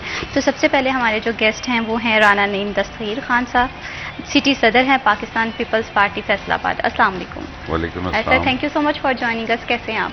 अल्हम्दुलिल्लाह। और इन्हीं के साथ हमें ज्वाइन किया है महबूबुज़्ज़मान भट्ट साहब ने, अमीर जमात इस्लामी फैसलाबाद हैं आप। अस्सलाम वालेकुम। Sir, thank you so much for joining us. कैसे हैं आप? अल्हम्दुलिल्लाह खैरियत। सबसे पहले मैं राना साहब आपसे गुफ्तगू का आगाज़ करूंगी कि जिस तरह से हम बात कर रहे हैं कि इस शहर का हर इंसान फैसलाबाद को देखना चाह रहा है खूबसूरत, एम्पावर, लेकिन अगर इसके मसाइल के हवाले से बात करें, बहुत सारे मसाइल हैं, हेल्थ सेक्टर में भी काम होने को बाकी है, रोड इंफ्रास्ट्रक्चर पे भी है। तो आपकी नज़र में फैसलाबाद के एक आम शहरी के क्या मसाइल हैं जो फौरी हल तलब हैं? बहुत शुक्रिया। फैसलाबाद का हर शख्स, आम शहरी, फैसलाबाद को एक अच्छा, खूबसूरत, आरामदेह शहर देखना तो चाहता है, मगर वो इसको आरामदेह, खूबसूरत बनाना नहीं चाहता। ये उस दिन बहुत बेहतरीन शहर बन जाएगा, पंजाब का मिसाली, पाकिस्तान का मिसाली शहर बन जाएगा, जिस दिन पाकिस्तान, फैसलाबाद के शहरियों ने ये तहैया कर दिया कि हमने इसको बेहतर बनाना। आम शहरी, दुकानदार, ट्रांसपोर्टर सबसे पहले इस मुल्क के ये पहला शहर है जो बाकायदा नक्शे के तहत बना था। प्लान सिटी है, दूसरा इस्लामाबाद है, तीसरा मेरे इल्म में नहीं है, बाकी सब खुद रो हैं। जिस दिन फैसलाबाद के बासियों ने, शहरियों ने इस शहर से नाजायज तजावजात और मल्टी स्टोरी बिल्डिंग्स का खात्मा कर लिया, उस दिन ये शहर तमाम मसाइल से पाक हो जाएगा। बिल्कुल इसी तरह से फैसलाबाद में बहुत सारे ऐसे मसाइल हैं जो कि फौरी हल तलबी हैं, लेकिन इसमें कहीं ना कहीं अक्सर हम ये बात करते हैं कि एक शहरी बहुत कलीदी किरदार अदा कर सकता है अपनी सराउंडिंग को साफ़ सुथरा रखने में, नाजायज़ तजावुज़ात जो हैं उन्हें ख़त्म करने में। इन सब में कोऑपरेशन की ज़रूरत है और इसमें सिटीज़न हो या गवर्नमेंट हो, इन्हें अपना अपना जिसे कहते हैं हक अदा करने की ज़रूरत है। यहाँ पर मैं महबूबुज़्ज़मान भट्ट साहब, मैं आपसे जानना चाहूँगी, अगर हम फैसलाबाद के आवाम के मसाइल के हवाले से बात करें तो मैं आपका पॉइंट ऑफ व्यू भी जानना चाहूंगी कि आपकी नज़र में क्या मसला है जो फौरी हल तलब है। बिस्मिल्लाहिर्रहमानिर्रहीम। मेरा ख्याल है जी कि मसाइल तो छोटे छोटे और बड़े बड़े बेशुमार हैं। एक अहम चीज़ जो मुझे नज़र आती है वो ये है कि फैसलाबाद की आबादी बहुत तेज़ी से बढ़ी है। मेरा ख्याल है कि लाहौर, कराची के अलावा अब ज़ाहिर तीसरा बड़ा शहर भी है और इतनी तेज़ी से किसी शहर की आबादी नहीं बढ़ी। खुद रो झाड़ियों की तरह जो है वो छोटे छोटे महल्ले और कॉलोनियाँ इस तरह से बढ़ती चली जा रही हैं। अच्छा, उनकी कोई टाउन प्लानिंग प्रॉपर नहीं होती। बस एक सड़क है, इधर किसी ने जो है वो 4 घर डाल दिए, उधर छोटी सी कॉलोनी बन गई। वो सड़क अगर 20 फुट की है तो वो 20 फुट की है। किसी ने ये नहीं देखना कि भाई इसके बाद आगे इसके ऊपर क्या क्या तामीर होगा। जब वो मुकम्मल आगे तक तामीरात मुकम्मल हो जाती हैं तो 20 फुट की सड़क जो है उसके गिर्द दुकानें भी आ जाती हैं, वहां पर एक गाड़ी भी नहीं गुजरती, 2 गाड़ियां गुजरना तो फिर दूर की बात है। मैं समझता हूं कि लॉन्ग टर्म प्लानिंग नहीं हो पा रही। ये शहर जो है प्लान शहर है, तो इसको कोई प्रॉब्लम नहीं है कि अगर हमारी इंतजामिया जो है वो मुस्तकबिल के 100, 200, 300 साल सामने रखकर कोई भी चीज़ जो है वो उसको वो तामीर करे। एक तो मैं समझता हूं कि ये मसाइल हैं जिसकी वजह से ट्रैफिक ब्लॉकेज होती है, लोग जो है वो उलझते हैं और रस्तों के अंदर, छोटी छोटी सड़कों के अंदर। दूसरा बड़ा अहम मसला जो है यहाँ पर बेहंगम ट्रैफिक और पार्किंग का है। एक तो हमारी ट्रैफिक प्रॉपर नहीं है। हम सुन तो बहुत रहे हैं کئی مرتبہ سنا ہے کہ جی فلاں بسیں آ رہی ہیں، فلاں چل رہی ہیں، فلاں ہو رہا ہے، لیکن پنڈی، ملتان، لاہور، ان تمام شہروں میں ظاہر ہے کہ ٹرانسپورٹیشن جو ہے وہ شروع ہوئی ہے، لیکن فیصل آباد میں کوئی ایسا ہمیں ابھی تک دیکھنے کو نہیں ملا. تو میں سمجھتا ہوں کہ اس کو بھی لانگ ٹرم دیکھنا چاہیے، اور لوگوں کی سہولت کے لیے. لوگ یہ چنگچی پر دھکے کھاتے ہیں، پھر جو ہے وہ بے ہنگم ٹریفک. اور ایک اس کے ساتھ جڑی چیز ہے اس کا ہمارا جو پارکنگ ہے، بالکل ایسی، یعنی پارکنگ انہوں نے ان کے حوالے تو کر دی ہے پی ایچ اے کے، اور انہوں نے جو ہے وہ اس سے پیسے بھی کمانے شروع کر دیے ہیں، لیکن کوئی اس کا پرسان حال نہیں ہے. اور یہ شہر اور 8 بازار خاص طور پر گرد و نواح، وہاں پر تو سمجھ نہیں آتی لوگوں کو کہ وہ بیچارے کدھر جائیں، کہاں گاڑی کھڑی کریں. لوگوں نے تو آنے چھوڑ دی ہے. تو یہ 2-3 تو بڑے اہم مسائل یہ ہیں فوری نوعیت کے، اور جس پر جو ہے وہ یہ 8 بازاروں میں انہوں نے بند کیا ٹریفک کو، اور انہوں نے کہا جی ہم متبادل جو ہے وہ وہاں کے رہنے والے ہیں، یا ان کو جو ہے وہ کوئی کارڈ جاری کریں گے. لو جی 3 ماہ ہو گئے ہیں، ہمارا دفتر وہاں پر ہے، ہماری رہائشیں بھی بعض وہاں پر ہے، اندر ہی ہیں، لیکن کوئی ایسا سسٹم ہی نہیں بن سکا. تو یہ میں سمجھتا ہوں کہ ڈنگ ٹپاؤ جو پروگرام ہے. آپ یہ تجاوزات والے اگر ایشو کو دیکھیں، تجاوزات حل کرنا ایک ضروری سی بات تھی. ہم دیکھ رہے تھے کہ شہریوں کو بھی کافی زیادہ مشکلات کا سامنا کرنا پڑتا ہے، لیکن اس کے ساتھ ساتھ وہاں کے شہریوں کے لیے آسانی کے لیے گورنمنٹ نے بہت زیادہ اناؤنسمنٹ کی تھی، شیڈز بھی چلائے تھے، اور اسی کے ساتھ ساتھ یہ بھی کہا تھا کہ پارکنگ فری یا ویہائیکل فری جو ہے ہم ان شہروں کو کر رہے ہیں. تو اس صورتحال میں اس آپریشن کا فالو اپ آپ کی نظر میں کیا ہے، کہ کیا باقاعدہ فالو اپ لیا جا رہا ہے؟ دیکھیں جی، اس حد تک تو یہ ٹھیک ہے کہ جتنی بھی ناجائز تجاوزات تھیں اور فٹ پاتھوں پر گزرنا ممکن نہیں تھا، اس میں بہتری آئی ہے. لیکن ہوتا یہ ہے کہ جب بھی آپ کوئی اس طرح کا آپریشن کرتے ہیں تو اس کی زد میں لوگ آتے ہیں، اور کچھ جنہوں نے واقعتاً پرابلم کریٹ کی ہوئی ہوتی ہے وہ اس کی زد میں آتے ہیں، ان کو تو آنا ہی ہے. لیکن بہت سارے ایسے ہوتے ہیں کہ جو سسٹم کی وجہ سے ایک نئی مصیبت میں پڑ جاتے ہیں. تو اب ظاہر ہے کہ حکومت کو جب بھی اس طرح کا اقدام کرنا چاہیے تو ان کے بارے میں بھی، ان کی ریلیف کے بارے میں بھی پہلے سے سوچ لینا چاہیے. کرنے کے بعد سوچنا کہ جی کیا ہوگا، اور پھر ان کو اور کئی کام یاد آ جاتے ہیں اوپر سے. تو میں سمجھتا ہوں کہ ہمارے اس علاقے کے رہنے والے جو ہیں وہ اس وقت مشکل میں ہیں، اور گاڑیاں چلو نہیں اندر جاتی، یہ بائکس جو ہیں یہ تو اندر چلی جا رہی ہیں. پہلے انہوں نے ان کو روکنا چاہا، وہ نہیں روک سکے. ان کی پنکچر کرنا چاہا، وہ نہیں، اس میں بھی کامیاب نہیں ہو سکے. اب وہاں پر جو آپ دیکھتے ہیں کہ ایک بڑا ہجوم ہوتا ہے. اب گلیوں کے اندر، ہمارا دفتر جس گلی میں ہے وہاں پر یوں لگتا ہے جیسے باقاعدہ پارکنگ ہے.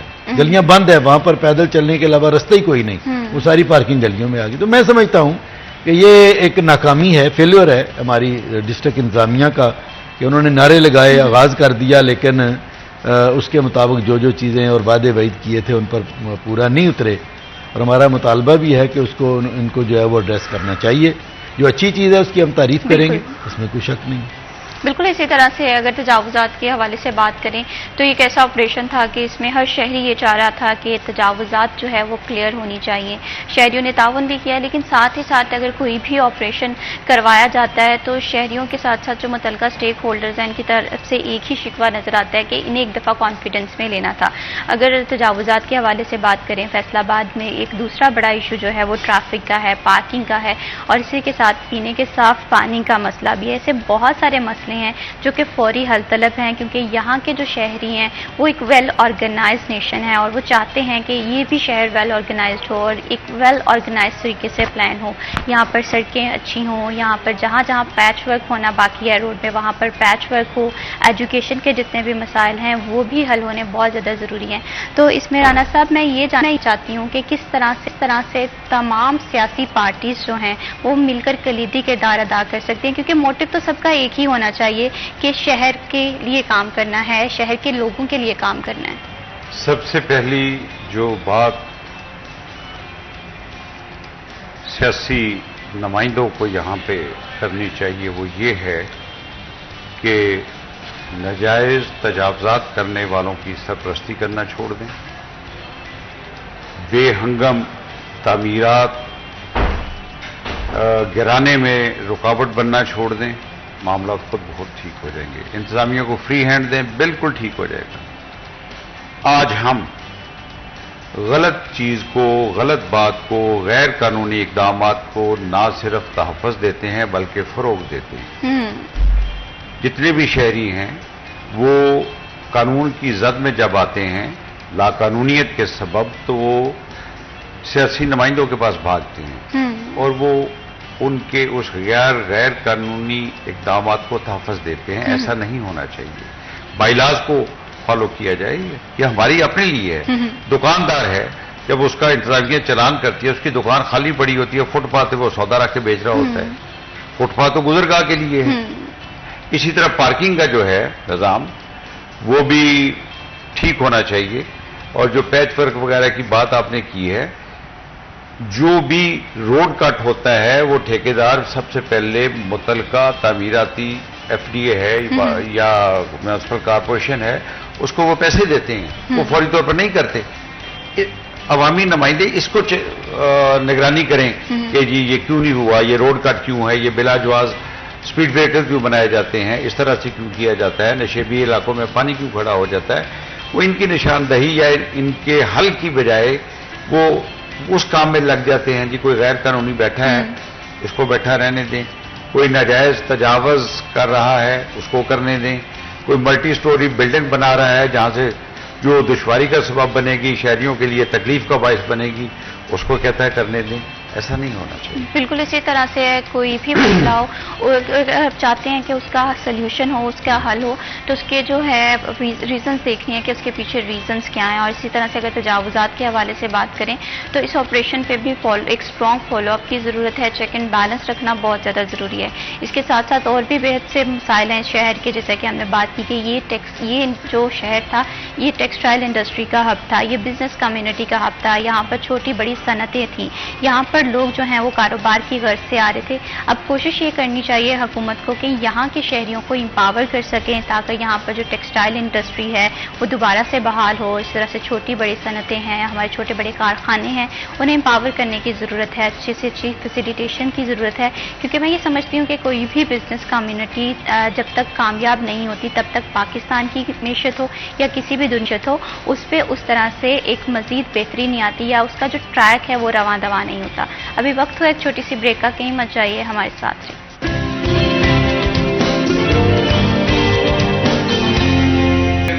सिटी एट 10 में वंस अगेन खुश आमदीद। फैसलाबाद के अवाम के हवाले से बात हो रही है। फैसलाबाद के क्या छोटे बड़े मसाइल हैं, सियासी सूरत हाल किस तरह से है, किस तरह से यहाँ की जो सियासी जमातें हैं वो हम किरदार अदा कर सकती हैं फैसलाबाद की डेवलपमेंट के हवाले से। इन सब टॉपिक्स पे गुफ्तगू कर रहे हैं। राना नईम दस्तगीर खान साहब भी मौजूद हैं, महबूबुज़्ज़मान भट्ट साहब भी मौजूद हैं यहाँ पर। राना साहब, मैं आपसे दोबारा से बात करना चाहूँगी कि जिस तरह से हमने बात की सियासी जमातों के किरदार के हवाले से, तो पीपल्स पार्टी के हवाले से ये बातें अक्सर सुनने को आती हैं कि फैसलाबाद में पीपल्स पार्टी जो है वो अपनी मकबूलियत खो चुकी है। तो ये दोबारा से जिसे कहते हैं कि दोबारा से टॉप ऑफ दी रैंक आने के लिए क्या क्या कोशिशें की जा रही हैं पीपल्स पार्टी की जानिब से, क्या विजन लेकर आएंगे ताकि एटलीस्ट फैसलाबाद में आपकी जो नुमाइंदगी है वो स्ट्रॉन्ग हो सके? पहली बात तो यह है कि पीपल्स पार्टी अपनी मकबूलियत खो नहीं चुकी, पीपल्स पार्टी की मकबूलियत छीनी गई है। और ये जो छीना छपटी है, जब तक इससे खुलासी नहीं होती उस वक्त तक ट्रू मैंडेट का जो है वो कायम रहना बहुत मुश्किल है। सही। पीपल्स पार्टी आवाम की जमात है। कभी बाकी जमातें तो इक़्तिदार की गुलाम गर्दिशों में अमल पजीर होती हैं।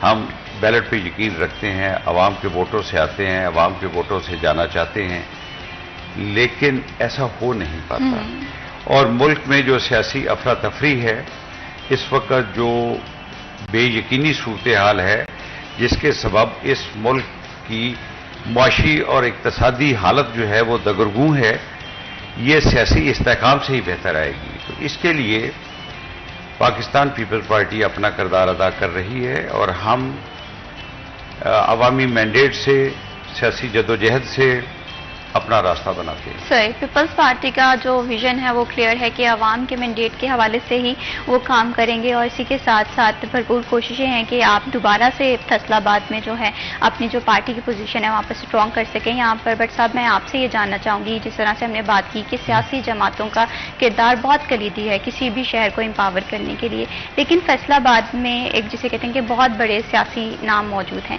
लेकिन इसके बावजूद क्यों फैसलाबाद जो है वो बहुत सारी बुनियादी सहूलियात से भी महरूम है। जैसे हमने बात की यहाँ पर ट्रांसपोर्टेशन का इशू है, ऐसे बहुत सारे मसाइल हैं, पीने के साफ पानी।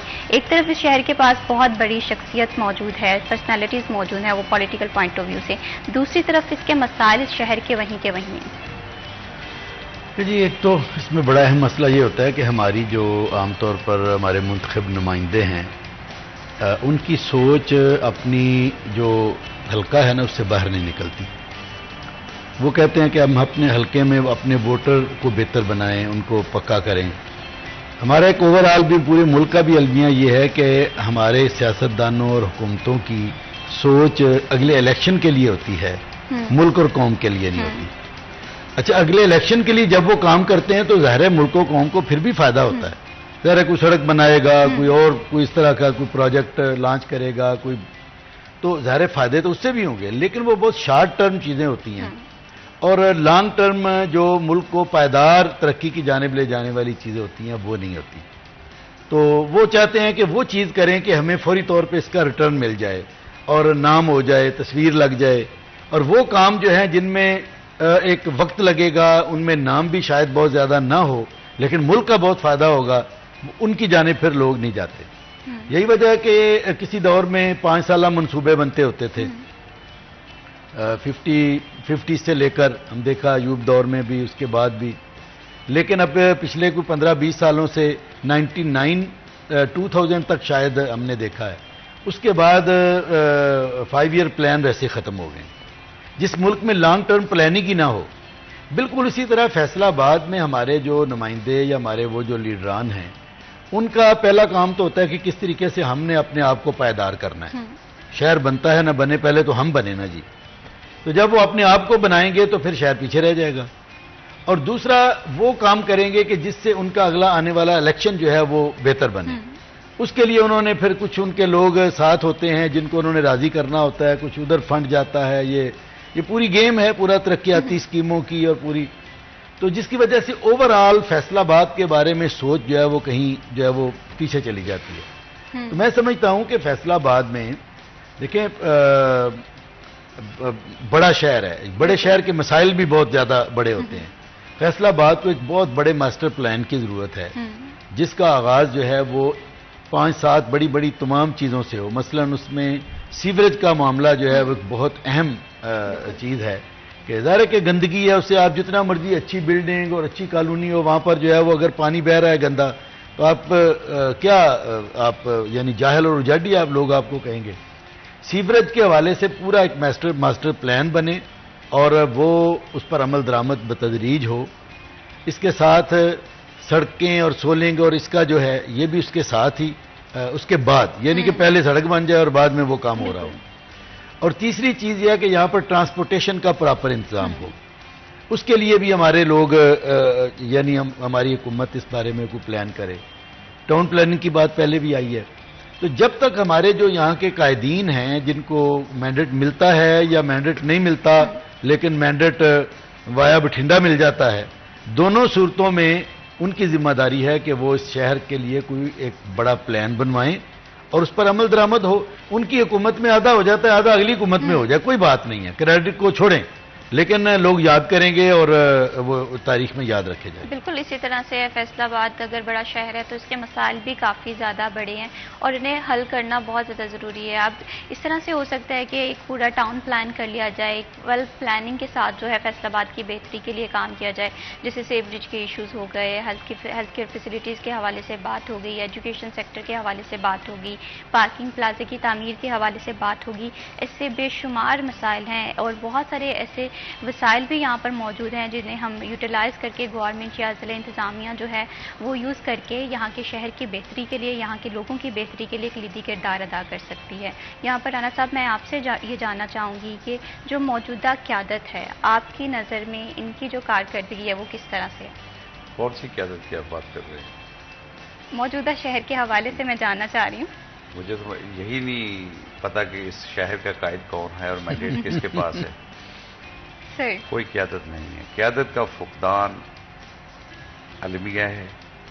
اور قیادت تو پیدا ہی نہیں ہونے دیتے، بلدیات کروائیں گے تو تب نا۔ جو اس وقت معاملات ہیں، یہ جو لوکل گورنمنٹ ہے، رورل ڈیولپمنٹ ہے، یہ بنیادی مسائل کا حل کرنے والے ادارے ہیں۔ ان کو نہ فعال ہونے دیتے ہیں، نہ ان میں الیکشن کرواتے ہیں، بلکہ یہ جو ایم پی ایس ہیں، اس وقت تو المیہ یہ ہے کہ اس شہر میں جو ہارے ہوئے لوگ ہیں ان کے ناموں کی تختیاں اور بینر لگ رہے ہیں۔ ان کو کس نے مینڈیٹ دیا یہ نشاندہی کرنے کا، یہ ڈیولپمنٹ کا کام کرنے کا؟ شرم کی بات ہے، افسوس کی بات ہے، دکھ کی بات ہے۔ عوام کا پیسہ ہے، چودراہٹ کے نام پر اس پہ کیا جا رہا ہے، کمیشن بھی کھائے جاتے ہوں گے، فنڈنگ کے اوپر ایلوکیشن بھی وہ لوگ کر رہے ہیں، یہ ان کا کام نہیں ہے۔ یہ جب تک ٹرو لوکل گورنمنٹ ریپریزنٹیشن نہیں آئے گی اور مسائل کی نشاندہی نہیں ہوگی صحیح طور پر، اور صحیح طور پر پھر ان کا حل بھی نہیں ہوگا۔ دوسری بات کہ مسائل کے حل کے لیے جو پالیسیاں ہوتی ہیں ان کے ثمر آور ہونے کے لیے اسٹیبلٹی آف سسٹم اور کنٹینیوٹی آف پالیسیز، یہ دو بہت اہم چیزیں ہیں جس کی وجہ سے منصوبے پایہ تکمیل پر پہنچتے ہیں اور پھر ان کے ثمرات عوام تک پہنچتے ہیں۔ بالکل اسی طرح سے لانگ ٹرم پلاننگ کے حوالے سے کافی زیادہ ضرورت ہے اس شہر کو۔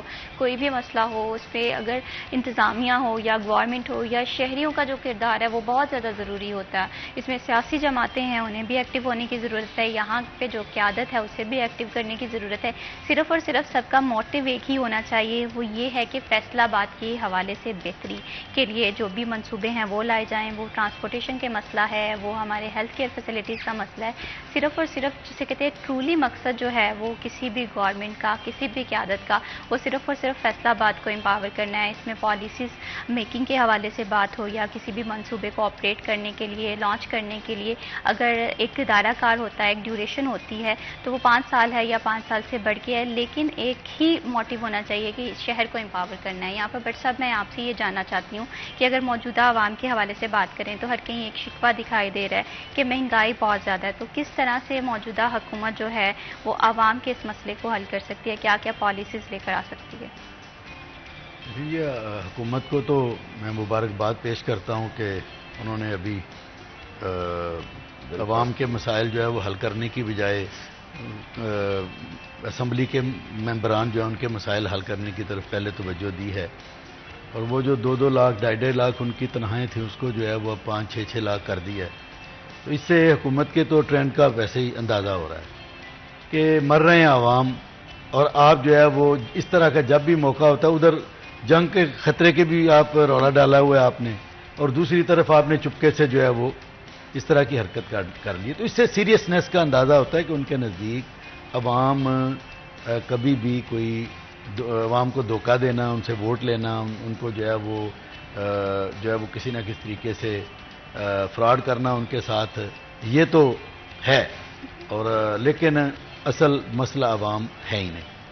دیکھیں، موجودہ وقت گزرنے کے ساتھ ساتھ اس میں ٹھیک ہے کچھ چیزیں ایسی ہوتی ہیں کہ جن کی جو سیزنل ہوتی ہیں وہ پھر گورنمنٹ کہتی ہے لو جی سبزیاں پر بڑی جی سستی ہو گئی، ہم نے فلاں چیز سستی کر دی، بھئی یہ چیزیں اوپن مارکیٹ میں چل رہی ہیں۔ آپ نے پیاز جو ہے وہ ہم نے پورے 8 ماہ جو ہے وہ 150-200 روپے سے زیادہ خریدا ہے، اب جو ہے وہ پیاز زیادہ کاشت ہوا ہے تو وہ کم ہو گیا، تو اس میں آپ کا کوئی کمال نہیں۔ اب پہلے عوام مر رہے تھے، اب جو ہے وہ کسان مر رہے ہیں، بیلنس تو کہیں نہیں نظر آتا، حکومت کہیں پر بھی نظر نہیں آتی۔ اسی طرح جو ہے وہ گندم ہے، گندم ایک روٹی بڑی اہم چیز ہے جو مہنگائی کے حوالے سے لوگ جو ہے وہ جس کو کنسیڈر کرتے ہیں۔ روٹی کی قیمت تو کم نہیں ہوئی لیکن گندم جو ہے وہ سستی ہو گئی ہے، اور اوپن مارکیٹ میں آپ نے اس کا ریٹ مقرر کیے بغیر جب بھیج دی تو اب ظاہر چاہیے تھا کہ اگر 4000 یا 3900 سے گندم جو ہے وہ 2000 میں بک رہی ہے تو روٹی بھی تو پھر 12 روپے سے جو ہے وہ 8 روپے پہ آنی چاہیے، اور آٹا بھی اسی حساب سے سستا ہونا چاہیے. وہ تو نہیں ہوا، تو گویا کہ اس کے ثمرات عوام کو تو نہیں پہنچے. پھر جو گورنمنٹ کے کنٹرول میں چیزیں ہیں، مطلب چینی ہے، چینی اگر 150 سے زیادہ ہے تو چینی 75 پہ کیوں نہیں آتی جی؟ اگر گندم جو ہے وہ آپ نے اس کو اوپن مارکیٹ میں کر کے اس کو آدھی قیمت پر کر لیا ہے. وہ چونکہ سرمایہ دارانہ کھیل ہے اس لیے وہ 170 تک پہنچنے کی کوشش کرے گی. گھی ہے، آئل ہے، اب اس کا ریٹ دیکھ لیں 600 کے قریب جو ہے وہ نیچے تو نہیں آ رہا. تو جو ضرورتیں لوگوں کی ہیں جو حکومت کے کنٹرول میں ہیں، پٹرول ہے وہ بھی نیچے نہیں آ رہا، اور اس سے پھر ظاہر ہے کہ لوگ بیچارے جو ہے وہ پہلے سے زیادہ پریشان ہی ہوں گے. میں یہ سمجھتا ہوں کہ مہنگائی میں کمی کی بجائے گرافس جتنے بھی ان کے بتا رہے ہوں کہ جی مہنگائی میں یہ ہو گیا وہ ہو گیا، لیکن آن گراؤنڈ جب ہم گروسری کے لیے مارکیٹ میں جاتے ہیں تو پتہ چل جاتا ہے کہ بھئی آٹے دال کا بھاؤ کیا ہے. بالکل اسی طرح سے ہے. حکومت کے حوالے سے بات کریں تو حکومت کی جانب سے ایسے ریلیف کے لیے بھی جو منصوبے ہیں وہ آ رہے ہیں، لیکن کہیں نہ کہیں بہت سارے ایسے مسئلے ہیں جنہیں فوری حل طلب کرنا ہے. وہ کاشتکاروں کا مسئلہ ہے، وہ گندم کی پرائس مقرر کرنا ہے جس سے ہمارے جو نچلے طبقہ ہے جو کہ کمیونٹی کسی بھی کنٹری کو امپاور کرنے کے لیے کلیدی کردار ادا کر سکتی ہے وہ امپاور ہو سکے. ابھی وقت ہو ایک چھوٹی سی بریک کا، کہیں مت جائیے، ہمارے ساتھ رہیے.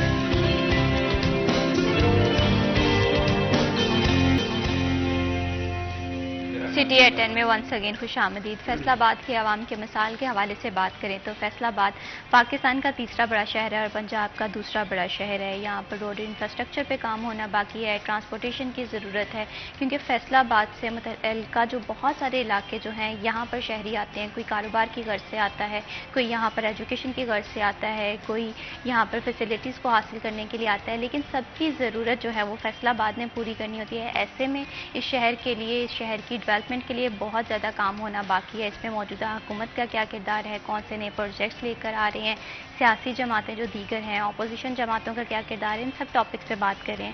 یہاں پر رانا صاحب میں آپ سے جاننا چاہوں گی، جیسے ہم بریک پہ جانے سے پہلے بات کر رہے تھے کہ گورنمنٹ کیا اقدامات کر رہی ہے شہر کو امپاور کرنے کے لیے اور عوام کا جو مسئلہ ہے مہنگائی کو کنٹرول کرنے میں.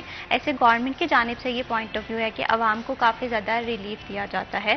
وہ بجلی کی کم قیمت ہو، جیسے کہ ابھی گزشتہ 2-3 ہفتے پہلے بجلی کی قیمت کم ہوئی ہے جو کہ عوام کو ریلیف دینے کے لیے. بجلی کی جو قیمت آپ بات کر رہے ہیں یہ بجلی کی نہ قیمت ہے نہ ہم بجلی کی قیمت دے رہے ہیں. ہم جو بجلی کا بل دیتے ہیں اس میں وہ تو بہت کم چارجز ہوتے ہیں جو ہم برقی قوت انرجی کی قیمت ادا کرتے ہیں.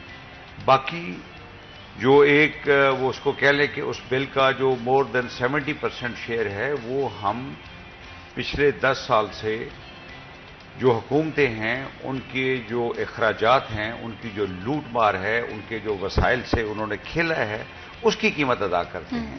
IMF کو وہ جو پیسے لیتے رہے ہیں، قرضہ لیتے رہے ہیں، ہمارے اوپر چڑھتا رہا ہے، اس کی ادائیگی کے لیے ہم وہ کرتے ہیں. وابڈا از دا پبلک سروس انسٹیٹیوشن، مگر وہ اپنی وہ پروڈکٹ جو عوام کنزیوم کرتے ہیں عوام اس کی قیمت نہیں دیتے، محض اس کی قیمت نہیں دیتے، اس سے کئی گنا زیادہ ہم اپنی یہ جو اس ملک کے وسائل کے ساتھ کھیلتے رہے ہیں 10 سال سے لوگ، ان کی وہ شاہ خرچیاں، ان کی وہ لوٹ مار کی قیمت چکاتے ہیں. بالکل اسی طرح سے ہے. بات ہو رہی ہے شہر کے حوالے سے تو کمپریہنسو پلاننگ کی بہت زیادہ ضرورت ہے. ایک جامع پلان جو ہے اس شہر میں مرتب کرانا چاہیے تاکہ جو یہاں کے شہری ہیں وہ ریلیف حاصل کر سکیں، کیونکہ کسی بھی گورنمنٹ کا یا کسی بھی جو ہمارا لوکل نمائندہ ہے اس کا یہی موٹیو ہوتا ہے کہ وہ فیصل آباد کو ریپرزینٹ کر سکے، نہ صرف فیصل آباد میں بلکہ پاکستان میں عالمی سطح پہ. لیکن یہ تبھی ہوگا جب یہاں کے ایک عام شہری کو بنیادی ضروریات جو ہیں وہ ملیں گی. وہ کوئی بھی ہو سکتی ہے، وہ ایجوکیشن ہو سکتی ہے، وہ ہیلتھ کیئر فیسلٹیز ہو سکتی ہے، وہ پراپر ٹرانسپورٹیشن ہو سکتی ہے.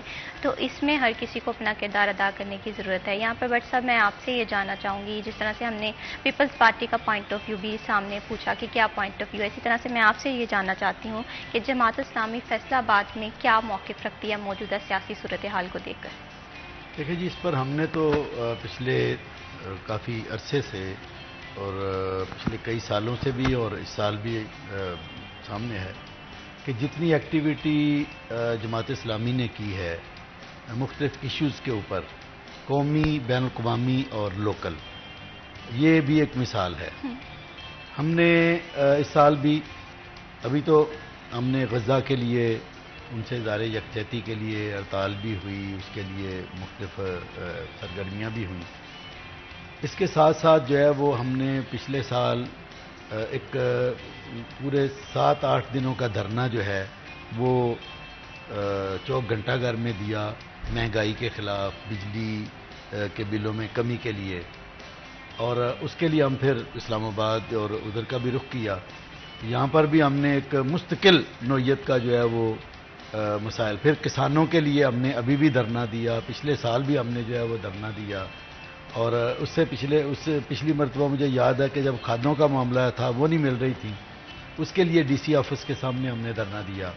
مختلف مظاہرے، جلوس، بیانات، ایجیٹیشن. ظاہر ایک سیاسی جماعت یہی کر سکتی ہے، کچھ یہاں پر کہیں لاہور جا کر وزیر اعلیٰ ہاؤس کے سامنے یا اسلام آباد میں. تو یہ ایک مستقل عمل ہے جو کسانوں کے لیے، مزدوروں کے لیے اور عوام کے لیے ان کے. پھر اس طرح ہم نے کچھ 2 سال پہلے یہاں پر شہری مسائل کے لیے جو ہے وہ ایک دھرنا دیا تھا پورے دن کا. اس میں سراج الحق صاحب آئے تھے ڈسٹرکٹ کونسل کے سامنے، پورا مرد و خواتین کا، صبح سے لے کر جو ہے وہ عصر تک. تو ہمارا یہ کہنا ہے کہ جو مسائل فیصل آباد کے ہیں، یہ فیصل آباد بڑا شہر ہے، اس کو ان کے بڑے مسائل جو ہے وہ تو صوبائی گورنمنٹ ہی حل کر سکتی ہے، اور وہ صوبائی گورنمنٹ کو ٹیک اپ کر کے تو وہ حل کرنے چاہیے، اس پر کام شروع ہونا چاہیے.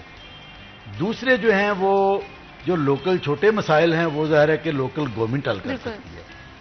آپ لوکل گورنمنٹ کو قریب نہیں پھٹکنے دیتے، اور 2015 سے 2025 ہو گیا، 10 سال میں جو ہے وہ کے بعد، یعنی وہ بھی برائے نام ہی بعد میں حکومتیں انہوں نے بنائی. تو اس کے لیے بھی کوئی آپ کے ایجنڈے میں چیز نہیں ہے، وہ کون کرے گا؟ تو ہم تو بار بار اس پر جو ہے وہ ایجیٹیشن بھی کر رہے ہیں، اس کو پوائنٹ آؤٹ بھی کر رہے ہیں. ہم نے اس کے لیے باقاعدہ 1.5 سال پہلے ایک مہم چلائی تھی فیصل آباد کے مسائل کے لیے. اس پر ہم نے ڈیٹا کلیکٹ کیا تھا کہ فیصل آباد کتنے جو ہے وہ ٹیکسز اور کتنے ریونیو جنریٹ کر رہا ہے اور کتنے اس پر لگ رہے ہیں. تو وہ جو لگنے والے ہیں وہ جنریٹ کرنے والے کا اشر شیر بھی نہیں تھا. تو اس لیے ہمارا یہ مطالبہ ہے اور ہم یہ کہتے ہیں کہ فیصل آباد کو پہلی پرائرٹی پر رکھا جائے. یہ آپ کے پورے پاکستان کے لیے ایک بہت بڑا جو ہے وہ ہب ہے، ٹیکسٹائل کے لیے بھی اور دیگر کاروبار کے لیے. آپ اس کو کوئی پراپر اہمیت دیں گے تو یہ پہلے سے زیادہ جو ہے وہ آگے بڑھے گا اور کانفیڈنٹلی پھر یہ ملک کی ترقی میں کردار ادا کرے گا. تو جماعت اسلامی اس کے لیے کوشاں ہے اور ہم کرتے رہیں گے انشاءاللہ تعالی. ابھی ہم ہیلتھ ورکر جو ہیں ان کا لاہور میں بھی ہم نے ان کے ساتھ اظہار یکجہتی کیا، اب یہاں پر بھی ہم کریں گے کہ ان کو بھی جو ہے وہ انہوں نے پرائیویٹائز کرنے کا ایک سلسلہ شروع کر دیا ہے. یعنی عجیب و غریب ہماری گورنمنٹ کے جو ہے وہ حرکتیں ہیں. تو اب وہ ایجیٹیشن کر رہے ہیں، ہم ان کے ساتھ بھی ملیں گے. پہلے ایجوکیشن کے حوالے سے ہم نے ساتھ دیا تھا، تو یہ سلسلہ جاری رہے. بالکل اسی طرح سے ہے کہ کوئی بھی اگر دیکھیں ہم بات کریں اقتدار کے حوالے سے، کوئی بھی گورنمنٹ ہو، لیکن صرف اور صرف مقصد جو ہونا چاہیے وہ فیصل آباد کو امپاور کرنا ہونا چاہیے. فیصل آباد جو ہے ایک ایسا ہب ہے، یہاں سے بزنس اپرچونیٹیز جو ہیں وہ کریٹ ہوتی ہیں، ڈیولپ ہوتی ہیں. بہت سارے لوگ یہاں پر کاروبار کی غرض سے آتے ہیں، لیکن انفارچونیٹلی ایک طرف اگر ہم اپنی یوتھ کے مسائل کے حوالے سے دیکھیں، وہ بے روزگار ہے. ان کی حکومت کی جانب سے ایک ہی ڈیمانڈ ہوتی ہے کہ اپرچونیٹیز کریٹ کیے جائیں، روزگار کے موقع فراہم کیے جائیں. یہ تبھی ہو سکتا ہے جب ہم کسی سیکٹر کو امپاور کر سکیں. یہاں پر چھوٹے بڑے صنعت کار جو ہیں وہ بھی موجود ہیں، لیکن یہاں پر ڈیولپمنٹ کی بہت زیادہ ضرورت ہے. وہ چھوٹی صنعت ہو اسے ڈیولپ کرنے کی ضرورت ہے، بڑی صنعت ہو اسے ڈیولپ کرنے کی ضرورت ہے. موجودہ ٹیکسٹائل انڈسٹری کا فیصل آباد میں کیا سٹیٹس ہے اور اسے امپاور کرنے کے لیے حکومت کا کیا کردار ہونا چاہیے، اس پہ بھی مزید ڈسکشن کریں گے. لیکن ابھی وقت ہو ایک چھوٹی سی بریک کا، کہیں مت جائیے، ہمارے ساتھ رہیے.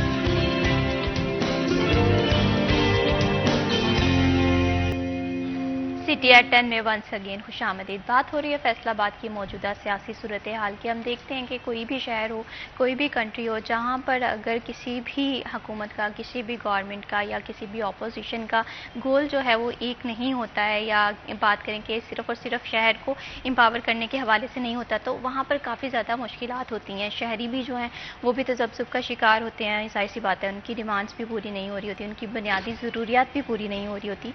फैसलाबाद के हवाले से राना साहब अगर बात करें तो फैसलाबाद में अक्सर देखते हैं कि पोलराइजेशन बहुत है दो सियासी जमातों के दरमियान। इस कशमकश को किस तरह से कम किया जा सकता है? ये बात बुनियादी तौर पर सियासी रवैयों का फुकदान है, और मैं बजा तौर पर कहता हूं कि पाकिस्तान पीपल्स पार्टी ने हमेशा रवादारी को फरोग दिया है, तहजीब और शाइस्तगी का कभी दामन नहीं छोड़ा, और ये बात भी तारीख का हिस्सा रहेगी कि प्रेसिडेंट जरदारी साहब ने इस मुल्क में पॉलिटिकल विक्टिमाइजेशन का खात्मा किया है, और इंतकामी सियासत को छोड़कर उन्होंने रवादारी ये सियासत को फरोग दिया और सबको साथ लेकर चलने की एक अच्छी रीत डाली। और बाकी जो जमातें हैं वो इक़्तिदार के लिए ही लड़ती हैं, झगड़ती हैं, उनकी एस्टेब्लिशमेंट से इक़्तिदार लेती हैं, फिर उन्हीं के साथ लड़ती हैं। पीपल्स पार्टी ने आप देखें कि हमने कभी बदज़ुबानी नहीं की। ये पोलराइजेशन की जो बात की है, ये बदकलामी बदज़ुबानी की है। हमने कभी बदकलामी नहीं की, कभी सियासी मुखालफिन के खिलाफ नामुनासिब अल्फाज इस्तेमाल नहीं किए। वो जमातें जो जमहूरियत की चैंपियन बनती हैं, जो आवाम के दुखों के मदावे के दावे करती हैं, वो बदकलामी और बदज़बानी की बानी हैं। खास तौर पर जहां से वो फैज़याब होती हैं, वहां से जब उनको मायूसी हो जाती है तो वो उनके बारे में भी इंतहाई नामुनासिब अल्फाज इस्तेमाल करती हैं। और इस मुल्क में बदकलामी बदज़बानी के रीत पीपल्स पार्टी के अलावा बाकी जमातों ने डाली है। पीपल्स पार्टी ने तो कभी खलाई मखलूक, न्यूट्रल या जानवर जैसे इस्तेमाल नहीं किए। पीपल्स पार्टी ने हमेशा इस मुल्क के वकार को, सियासी वज़ादारी को, सियासी वकार को सामने रखा है, और रियासती अदारों को हमेशा इज्जत और एहतराम की नजर से देखा है। ये जो इस वक्त बड़ी बड़ी मकबूलियत की दावेदार जमातें हैं, ये मुद्दों लगी रही हैं। जहां से इनको चूरन मिला है वहीं पर इन्होंने फिर जहर अफशानी की है। पीपल्स पार्टी ने कभी इस मुल्क में पोलराइजेशन तो दूर की बात, कभी हमने गुस्सा भी नहीं किया। क्या ये तारीख का हिस्सा नहीं है कि पाकिस्तान पीपल्स पार्टी के बानी चेयरमैन जब उनको असैसिनेट किया गया, जिसको अब बाकायदा डिक्लेयर कर दिया गया कि दैट वाज जुडिशियल मर्डर, तो पीपल्स पार्टी ने तो उस वक्त भी जालों ने या अवाम ने, आम आदमी ने, जो ये समझता था कि अब शायद जुल्फ़िकार अली भुट्टो के बगैर मेरा जीना महाल है, उसने खुद को जलाया। पीपल्स पार्टी ने कभी ना तो फौजी तनसीबात पर उस वक्त हमले किए, ना हमने शोहदा के फोटो उतारकर उनकी बेहुरमती की। हमने मुल्की दिफाई अदारों का हमेशा एहतराम किया है, अवाम की इज्जत नफस की बात की है, और सियासी जमातों को उनका मुकाम दिया है, और सियासी मुखालफिन को पाकिस्तान की सालमियत और तरक्की के लिए साथ लेकर चलने की रीत डाली है। बिल्कुल इस तरह से है। कोई भी सियासी जमात हो, विजन सबका एक ही होना चाहिए। वो ये है कि हम सब ने मिलकर फैसलाबाद को एम्पावर करना है, पाकिस्तान को एम्पावर करना है, इसकी बेहतरी के लिए काम करना है। तो यहाँ पर दूसरी कोई राय ही नहीं होनी चाहिए किसी भी सियासी जमात की। यहाँ पर भट्ट साहब आपका भी मैं पॉइंट ऑफ व्यू लेना चाहूँगी कि किस तरह से ये जो पावर की कशमकश है सियासी जमातों के दरमियान, इसे कम किया जा सके, और सिर्फ सबका मोटिव एक होना चाहिए कि पाकिस्तान को एम्पावर करना है, अपने शहर की ज़रूरियात का ख्याल रखना है, अपने शहर के मसलों को हल करना है। میں ہمارے ہاں ایک بڑا مسئلہ یہ ہے کہ کچھ عرصے کے بعد ایک نئی طاقت جو ہے اس کو میدان میں اتارا جاتا ہے اور اس کو پہلے طاقت بنایا جاتا ہے، پھر اس طاقت دی کو جاتی ہے۔ ہاں بنایا جاتا ہے، پہلے تو کچھ بھی نہیں ہوتا، اس پر ہوم ورک کیا جاتا ہے، پھر جب وہ ایک خاص حد تک پہنچتی ہے پھر دائیں بائیں سے لوگ اکٹھے کر کے ان کو جو ہے وہ اس حد تک پہنچایا جاتا ہے۔ جب وہ پچھلے تجربات اس کو نہیں ہوتے کہ یہ اسٹیبلشمنٹ کے ساتھ سیاسی ڈائلاگ اور ان کی کیا اہمیت ہے، اب وہ ایک نئی نسل ساتھ چلتی ہے، نیا ایک جذبہ ان کے اندر ہوتا ہے، وہ سمجھتے ہیں بس ہم ہی ہم ہیں، باقی سب فضول ہیں، باقی سب جو ہے وہ کرپٹ ہیں، باقی سارے خراب ہیں۔ اچھا یہاں پر ظاہر ہے کہ ہر بندہ ہی کہیں نہ کہیں خرابی اور کوتاہی میں تو ایک انسان ہے، وہ کوئی زیادہ یا کم، لیکن وہ پھر وہ تمام کام کرتے ہیں جو پہلے کر کے سیکھ چکے ہوتے ہیں، جو سارے تجربات کرنے کے بعد جو سیاسی جماعت ایک نتیجے پر پہنچی ہوتی ہے اس وقت وہ ان کی بات نہیں سنتا۔ میں سمجھتا ہوں کہ اس کے علاوہ کوئی حل نہیں ہے کہ پولیٹیکل قوتیں آپس میں بیٹھ کر، جیسے پہلے ہوا تھا ایک دو مرتبہ وہ لندن میں بیٹھ کر ساری جماعتوں نے ایک کوئی معاہدہ کیا تھا اور سارا، تو اب ظاہر ہے کہ بعد میں ہوا کیا کہ جس کو موقع ملا وہ کھسک کر دوسری طرف چلا گیا۔ تو یہ میں سمجھتا ہوں کہ ان کو سمجھ لینا چاہیے کہ یہ بار بار آپ کو کھلاتے رہیں گے، بار بار آپ کو جو ہے وہ پچکارتے رہیں گے، آپ سیاسی افراد اور سیاسی لیڈرشپ جو ہے وہ اپنے پاؤں پر کھڑے ہو کر اگر کوئی فیصلہ کرنے میں کامیاب ہو جائیں اور اپنے کارکنوں کو بھی یہ میسج دیں کہ بھئی ہمارے اختلاف اپنی جگہ پر ہیں، لیکن یہ اختلافات پاکستان پہلے ہے، بالکل اسلام پہلے ہے، پاکستان پہلے ہے، ہمارا اجتماعی مفاد پہلے ہے اور بعد میں ہماری ساری کی ساری چیزیں۔ جب ان کو یہ سکھایا جائے کہ جناب پاکستان جاتا ہے بھاڑ میں جائے، بس ہم ہوں گے تو پاکستان ہے، ہم نہیں ہوں گے تو پاکستان کی بھی کوئی ضرورت نہیں، تو پھر ظاہر ہے کہ پھر کون سا کلچر جنم لے گا، اور بدقسمتی سے اس وقت ہم اس کو فیس کر رہے ہیں۔ تو اس کا کوئی اور حل نہیں ہے کہ سیاسی قوتیں ساری جو ہے وہ کہیں نہ کہیں جو ہے وہ بڑے گھر سے ان کو سبق مل چکا ہے۔ تو میں سمجھتا ہوں کہ آخر کار اب ان کو بیٹھ کر اس بات پر، اور جو سمجھتا ہے کہ بھئی میں مطلب مجھے زیادہ آگے آنا چاہیے، وہ بھی اگر صبر کر لے تو کوئی ایسی بات نہیں ہے، آج اگر وہ صبر کرے گا کل اس کی باری آ جائے گی۔ اور سب سے زیادہ چیز ہے وہ جیسے پہلے بھی بات ہو رہی تھی کہ سیاسی عدم استحکام ہے۔ بالکل کرپشن بھی اتنا نقصان نہیں پہنچاتی جتنا جو ہے وہ یہ نہیں پتا ہوتا بزنس مین کو کہ کل کیا ہونے والا ہے، ادھر جلوس، ادھر جلسے، ادھر دھرنے، ادھر فلاں۔ اگر سموتھ سسٹم چلے تو پاکستان میں ابھی بھی اتنی گنجائش موجود ہے کہ یہ یعنی حیرت انگیز طور پر ترقی کر سکتا ہے۔ تو میں سمجھتا ہوں کہ یہ آپس میں ڈائلاگ کے علاوہ اور کوئی رستہ نہیں ہے، اور یہ ایک دوسرے پر جو ہے وہ فتوے لگانا، وہ اس کے ساتھ کیوں بیٹھ گیا، وہ اس کے ساتھ کیوں بیٹھ گیا، اب سوشل میڈیا اس کو ہوا دی جاتی ہے۔ تو یہ تھوڑا سا تحمل صبر کے ساتھ ایک دوسرے کو برداشت کرنا، اور ہم کسی کو فنا نہیں کر سکتے، جو پارٹی ہے جو لوگ ان کے ساتھ ہیں وہ رہیں گے، کہیں کم ہو جائیں گے، پھر کہیں زیادہ ہو جائیں گے یا مزید کم ہو جائیں گے، لیکن رہیں گے تو صحیح۔